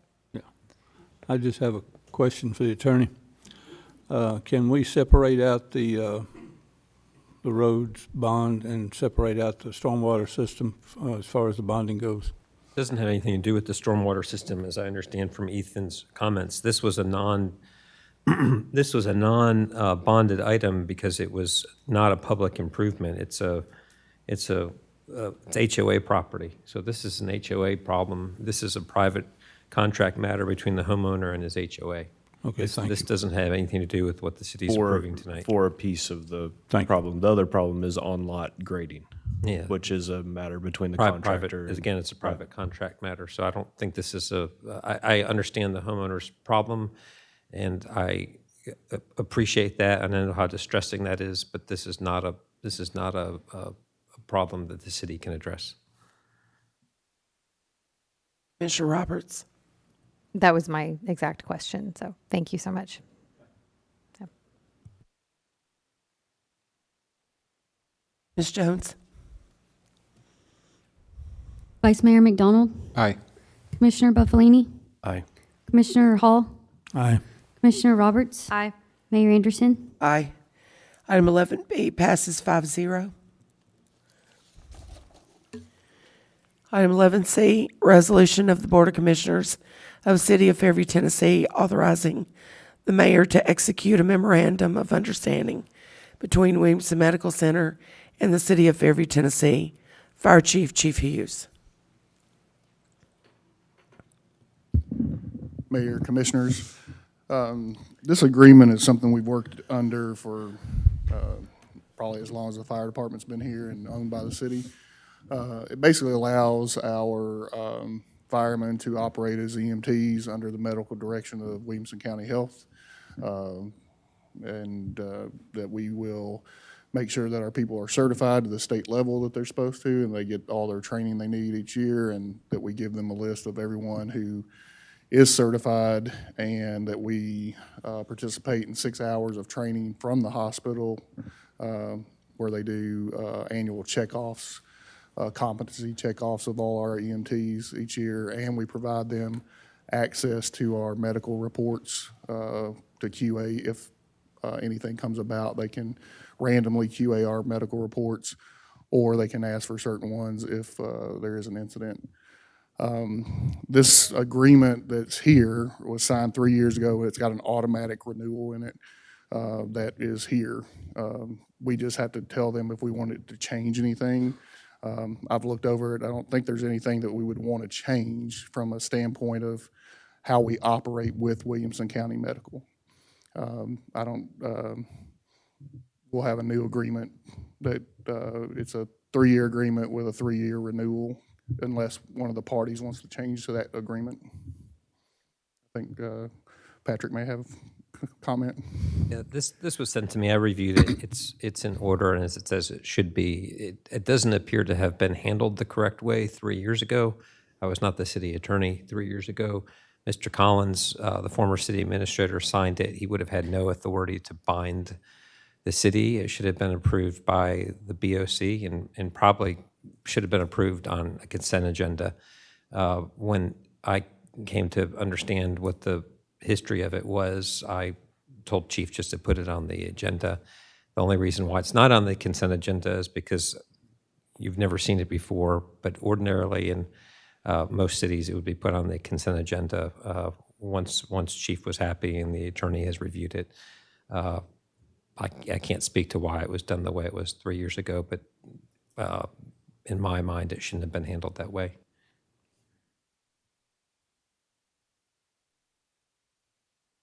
Motion to approve. Second. We have first and a second. Any questions from the board? Ms. Jones? Vice Mayor McDonald? Aye. Commissioner Roberts? Aye. Commissioner Hall? Aye. Commissioner Buffalini? Aye. Mayor Anderson? Aye. Item 11C passes 5-0. Thank you. Thank you.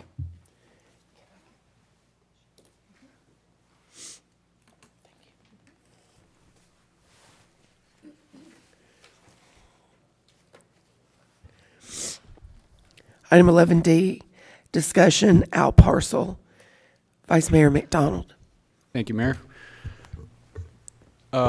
Last meeting, we briefly discussed the situation with the out parcel. Commissioner Roberts had put it on there, which is kind of good timing. Bring everybody's kind of draw attention to the out parcel, remind us that it's there, right, and that it's an asset to the city. And then we had that gentleman come last meeting as well and share his passion of his, I'm not sure Peach trees. what you would call it, but his just a profession in flowers and plants and everything green. To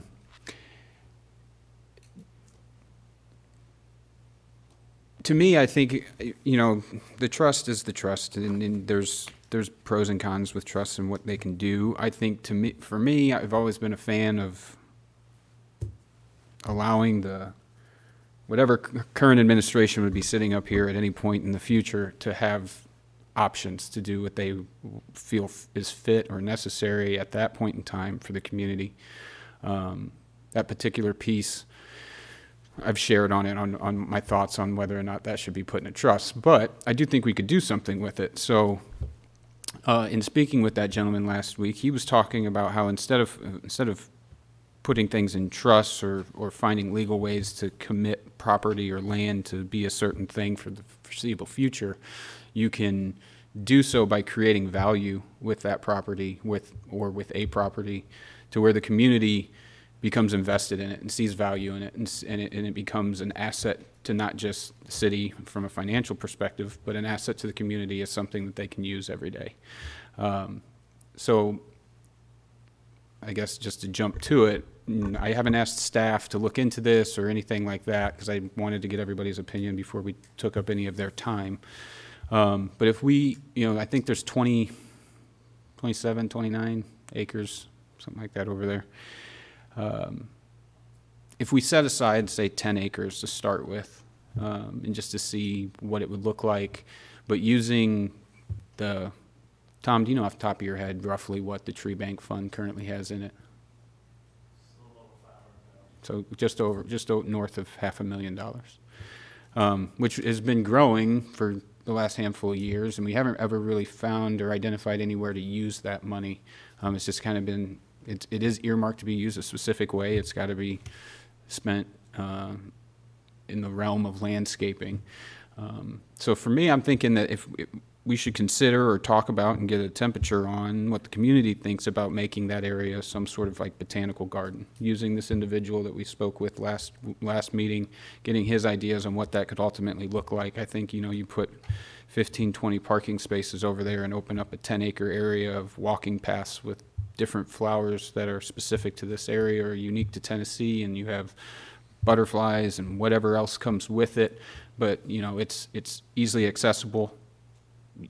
All ages could use it. You could walk it during lunch. You could walk it on a Saturday. You could, you don't have to come all the way into the park. You wouldn't have to be dealing with uneven terrain. You could just make it a nice leisurely stroll through an area that would be enjoyable to, to walk around, much like Cheekwood, a smaller version of that. But I'd love to hear everyone's thoughts on that. I think it relatively inexpensive to the city with the exception of using some tree bank money, but I can't imagine that project would be overly expensive. It's not permanently changing the land.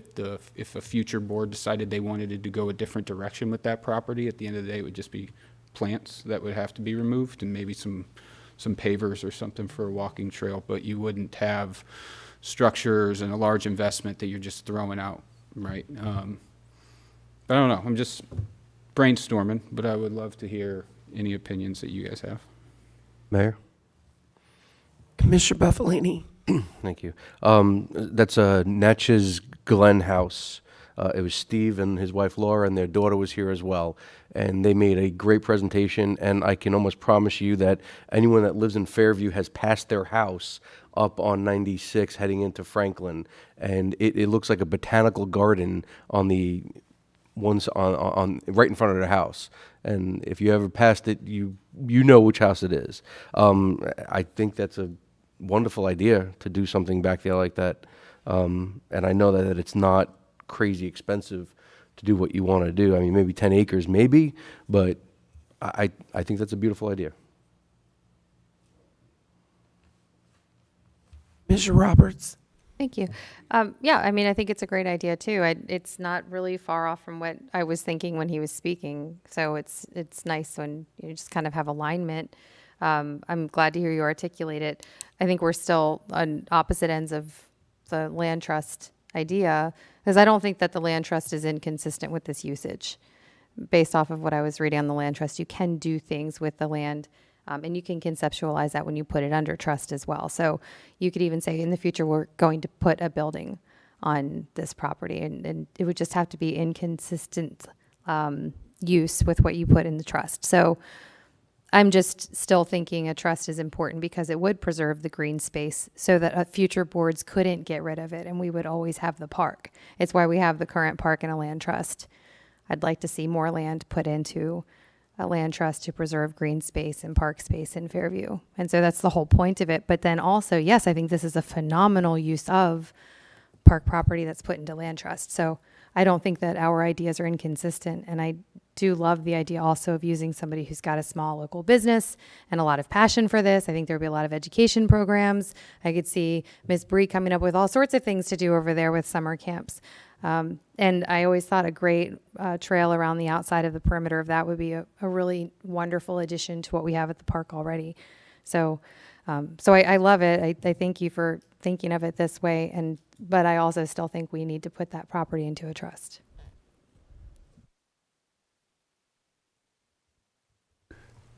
Mayor?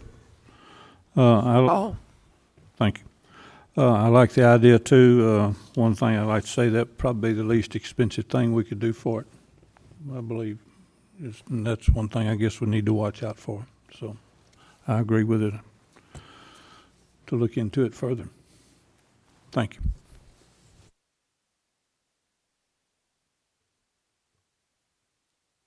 That was really all I was wanting to do, is just get a temperature on everybody and what they were thinking, and now I'll take up some of staff's time by picking their brain on what they think we should do next, and as far as looking into it. But I appreciate your all's opinion.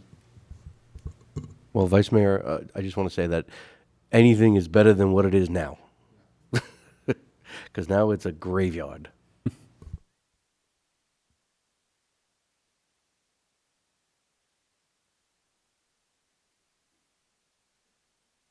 All right, item number 12, roundtable, Mayor and Commissioners. Commissioner Buffalini. Gosh, I got notes everywhere right now. I'm just going to acknowledge the elephant in the room right now, of what people of Richvale are going through right now. I am so sorry that you guys are going through this, and I know some of you personally. We'll go to church together, and I know everything that you guys are going through, and I know, sir, your health issues, and I understand all that. I don't know legally what the city can do. The only thing I know that we can do is just help push the builder to do the right thing.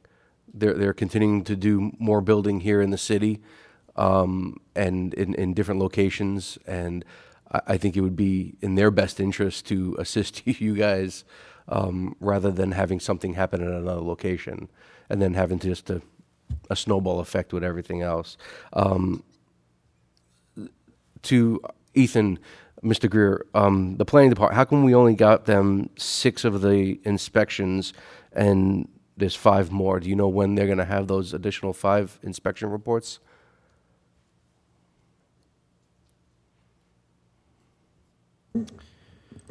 The 11 inspections that I spoke of, that would be all the inspections that are possible on a home. Not all inspections get completed. For example, if a home is built on a crawl space foundation versus a slab foundation, one of the 11 would be like a slab inspection, a under slab inspection versus a foundation inspection and a footing inspection. So that would count as 4 different types of inspections. So I did slightly misspeak at the Planning Commission meeting whenever I said 11 inspections. So the inspections that were completed on those homes were what was turned over with the records requests. Okay, based on the inspections that we turned over and that we approved, without saying too much, I'm just curious of how I don't know if we missed these things or. Mr. Buffalini, I don't. Those are legal issues. Right. That I would advise not even getting into that. Mr. Greer can't possibly answer that question. He's not the inspector.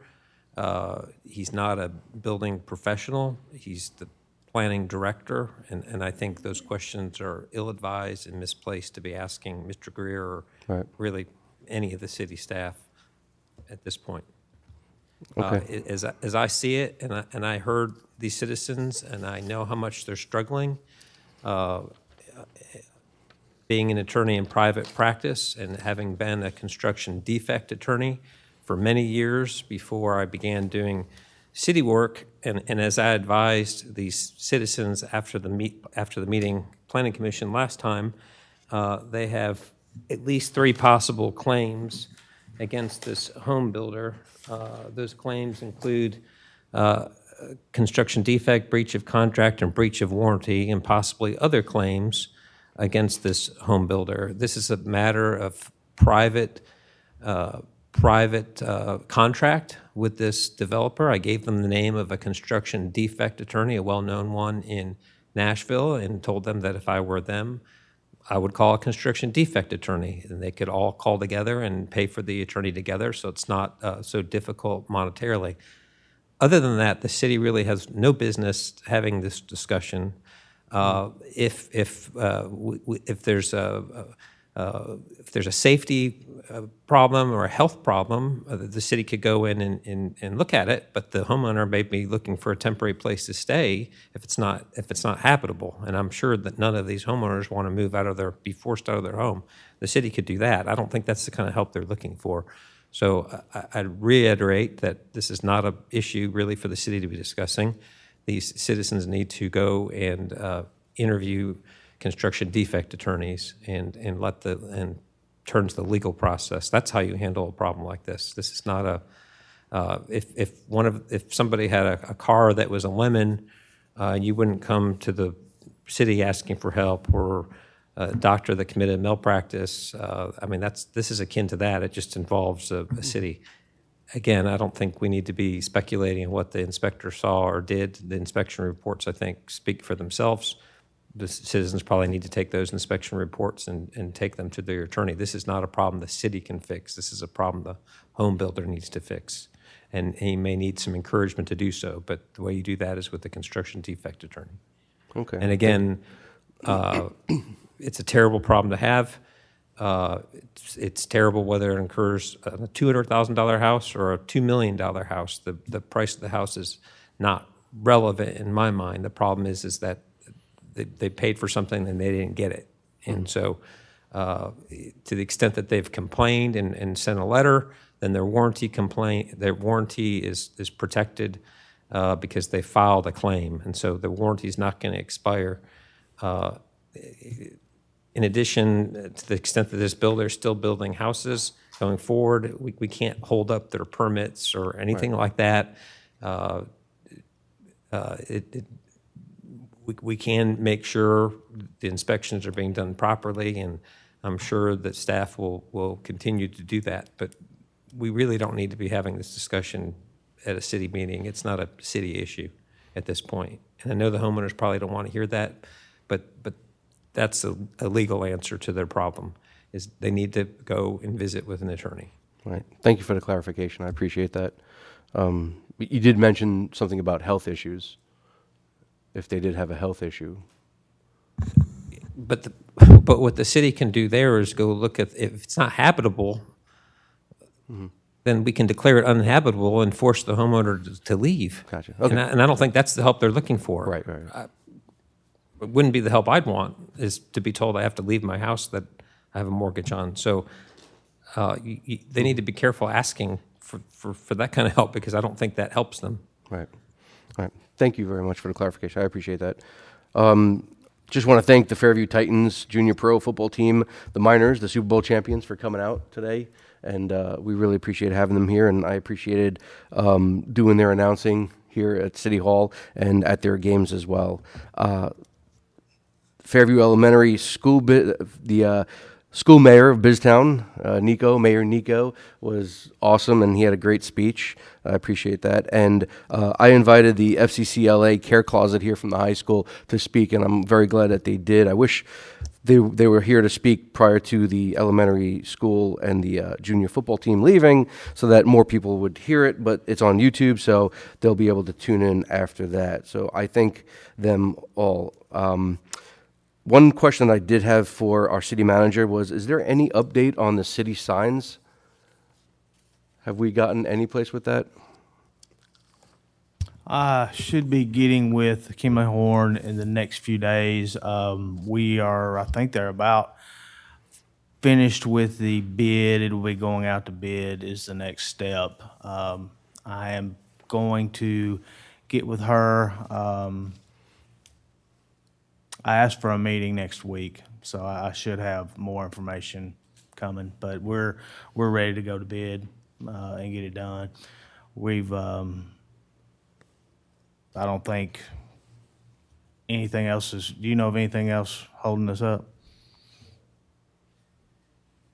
Okay, I appreciate that. And then I'm looking forward to the tree lighting tomorrow night. I think it's going to be great between 4 and 5 p.m. And then our parade, 44 entries. That's awesome. So it's going to be a great weekend here in Fairview. Tree lighting and the parade. And that's all I have right now, Mayor. Thank you. Commissioner Roberts. Thank you, Mayor, and Board, and everyone for being here this evening. I always appreciate comments from everybody. We get a lot of things put in front of us that are really hard to answer, and sometimes very unsatisfactory responses are all that we can provide. And I hope that everyone understands we do read what you send. We do ask questions and we do the best that we can, but we are limited in what we can do, as you heard Mr. Carter say earlier. And what's true of any government in the United States is that we have limited abilities. We have to operate within the mechanisms that are given to us, and that's a wonderful thing. But it means that we just can't do everything, but provide resources to you, and then try to look forward and see what we can do with the lessons that we've learned. So please know that just because we're not saying perhaps what feels best to you, it doesn't mean that there's not our full support, and that we're not listening to you, and that we don't feel what you feel. We are your neighbors, and we are contending with this also as best we can. If there were something that any of us could do to help, we would do it. It was a very, very interesting meeting tonight, though, because we've had heavy issues and lighter issues. It was so fun to see the kids in here. It's always nice to see them. Hopefully we'll have a great time tomorrow. Richard, I hope you ordered good weather for the tree lighting and the parade tomorrow. So, yep. Okay. As long as we have good weather for those tomorrow, then I think we'll be fine. What's that? 75 degrees tomorrow? Someone oh, that's all right. We'll just we'll enjoy it, and hopefully we'll see everybody there. And nothing more from me tonight. Mr. Hall. Thank you, Mayor, Board. Very good night in a lot of areas, and a very, very bad night in some other areas. But first off, I want to thank all the city employees for all the work that they do for us and our whole entire city. On Monday night, the 1st of December, we had our Parks and Landscape Board meeting. We had 7 in attendance. We had 4 or 5 different areas of our parks on the agenda to discuss, and sort of a direction to go in the future. One of them being the Bowie Park was a discussion on the zip line that we no longer can utilize because of the insurance restrictions there. The signage that we need to get installed, I think it's several things like no smoking in areas and various things there. The Nature Center needs to be pressure washed and resealed. Those are the type things at Bowie Park that we were discussing. Veterans Park in the future is in the 5-year plan for ADA trail to be done in the next 5-year plan. Historic villages, we know we've, someone just asked about the situation out there as far as farmers market and the amphitheater and so forth, and also Deer Ridge come up as far as the property there, and I told them we had discussed about possibly utilizing some of that for parking, and with a possible sidewalk with a crosswalk in the future, as far as in case tours or something comes up as far as the activities that would go on at Historical Village. I want to thank the Titans. Great season. Wished I could have been in attendance more. I did see one game, not the championship game. Nico is an asset to our community. and he and I both are Elvis fans, so that was a good kickoff right there for he and I. Thank Ms. Perkerson and Riley Anderson for what they're doing over to high school, and I will be picking up some articles and making sure they get some of them out there. I believe that's all I have tonight, and thanks for everyone for being here. And like the others are saying, my heart bleeds for y'all too. I'm so sorry, but we have to listen to our attorney right now, so that's best we can. Anyway, thank y'all for being here. Vice Mayor McDonald. Thank you, Mayor, Board. Start with just clearing something up. Mr. Greer, earlier you had said that the workshop for the Planning Commission meeting was canceled, which I think implies that there's been some adjustment to the timeline that has been previously discussed with the new zoning regs. Is there any update you could share on the matter? Several of the items, not several, a handful of the items that we had requested for addition or subtraction, we're working through getting the wording correct of what our staff feels is appropriate for what we'd like to see. And so we have a meeting set up with TPUDC. They have multiple clients as well. So some of that is on their schedule versus our schedule, trying to get everything worked together. I thought we would have had all this resolved by this point, but we have not. And so it's just a matter of time and having time in everybody's day to get together to get it all. And so we have a meeting coming up next week. I have a meeting, our staff does, with DPUDC to finalize everything and review it. And then once we have that, then everything will come out. Do you feel, how confident are you that there will only be a month's delay and we'll have a workshop in January before the January Planning Commission meeting? I 100% expect us to have a workshop at the January Planning Commission meeting. Mr. Greer, I would say 99%. 99.9%. Give yourself Well, some, he give did yourself say, some space, He please. did say a workshop. He wasn't very specific on if it would be the workshop that we're talking about. Workshop. So. I would but fully expect it to happen. You expect it to, with short of any unforeseen issues popping up. There were a couple things that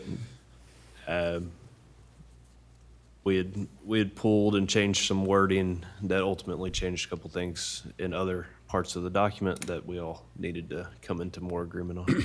And I know you've mentioned it. I don't know how far along you are. Have you started putting a map together of the conversions between current zoning regulations or zoning and future zoning? Like, What do you mean by like what the R20 is going to be on future maps and what R40 will be? Yes, so that there was a draft map that came out with the public draft. I believe we only had 4 changes to that map that were all owner requested, that they felt that we had misapplied the matrix that also came out with the public draft. And so those items were identified and corrected to where they met the matrix that was requested. And so those items were the only items that we changed on the map. I think there were 4 or 5. Is there, can Outside of the I map. request that you share that with me just so I can see what Yeah, changes have been I'll made? get it out publicly so it'll be for everyone to see, not just you. Yeah, well, I'm not trying to be my eyes only. I'm just saying, if it's not ready for the public yet, I'd just like to see where we're at with it and what it's looking like. Yeah. Thank you for that. Yeah, and Mr. Nico McNeil, what a fantastic job. I thought that was just a whole lot of fun. Comfortable. Individual is very comfortable. And to the Titans, I think it's excellent. I appreciate this board giving them the honor that they in recognition that they deserve. I think it meant a lot to them. Commissioner Buffalini, we appreciate you announcing for us throughout the season and hopping right into it here in the middle of a meeting. I didn't think that was going to happen, but it was fun. I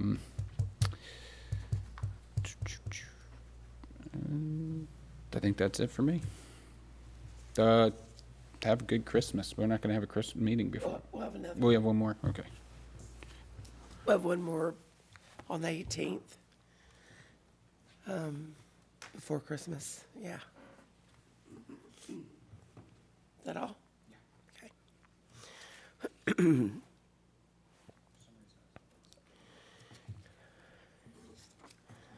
So, yeah, Nico's special. I was excited to see him do his speech. The first time I heard it, I was just like, wow, blown away. So, you know, that was really special. And the Titans, Miners, just to watch them, I mean, their youth and how young they are, and to be able to just make those plays. I mean, that's what high school boys do. These boys were exceptional, are exceptional, and I know they're going to go far. To the families in Richvale, you know that we've spoken a lot, and man, rough. You have a beautiful neighborhood and beautiful homes, and I just want to see things get better for y'all. I really do. I hurt with you. I said a lot of what I felt at the Planning Commission meeting, and the one thing I still say is that the word is getting out. You know what I mean? Okay. So, just, I encourage all the kids to come to the Christmas tree lighting tomorrow, because we'll do what we did last year. It was so much fun.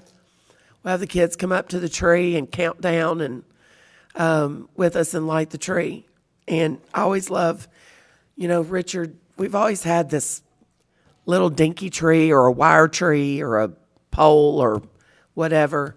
When Richard took it over, he got us this amazing, tall, beautiful tree that you can see from the road, and saved the city money by really making sure that he researched to find us a beautiful tree, but that didn't cost the city a whole lot of money. But it is so gorgeous, and I encourage anybody to that can to come out to the tree lighting and, you know, hear the choir. They're amazing. I will not be singing with them. I sang with them last year, and as you can tell, I have lost my voice, so it's going, and it's going to be probably completely gone soon. So they're probably excited that I'm not going to be singing with them this year. They you know, really lifted me up, but, you know, singing in the shower is about all I can do. But it was a lot of fun, and I'll just let them have the stage by themselves this year, and also our dance team. It's going to be exciting to watch them. They're really talented. I hope the kids and families line the streets at 10 o'clock on Saturday morning to see the parade. We've got lots of great entries. I appreciate Jennifer Ward getting out there and just encouraging more people to join in this year and more floats, because the more the merrier, right? And so I'm just excited for the kids to be able to, you know, see the parade, because it's always so fun to have it live throughout our community.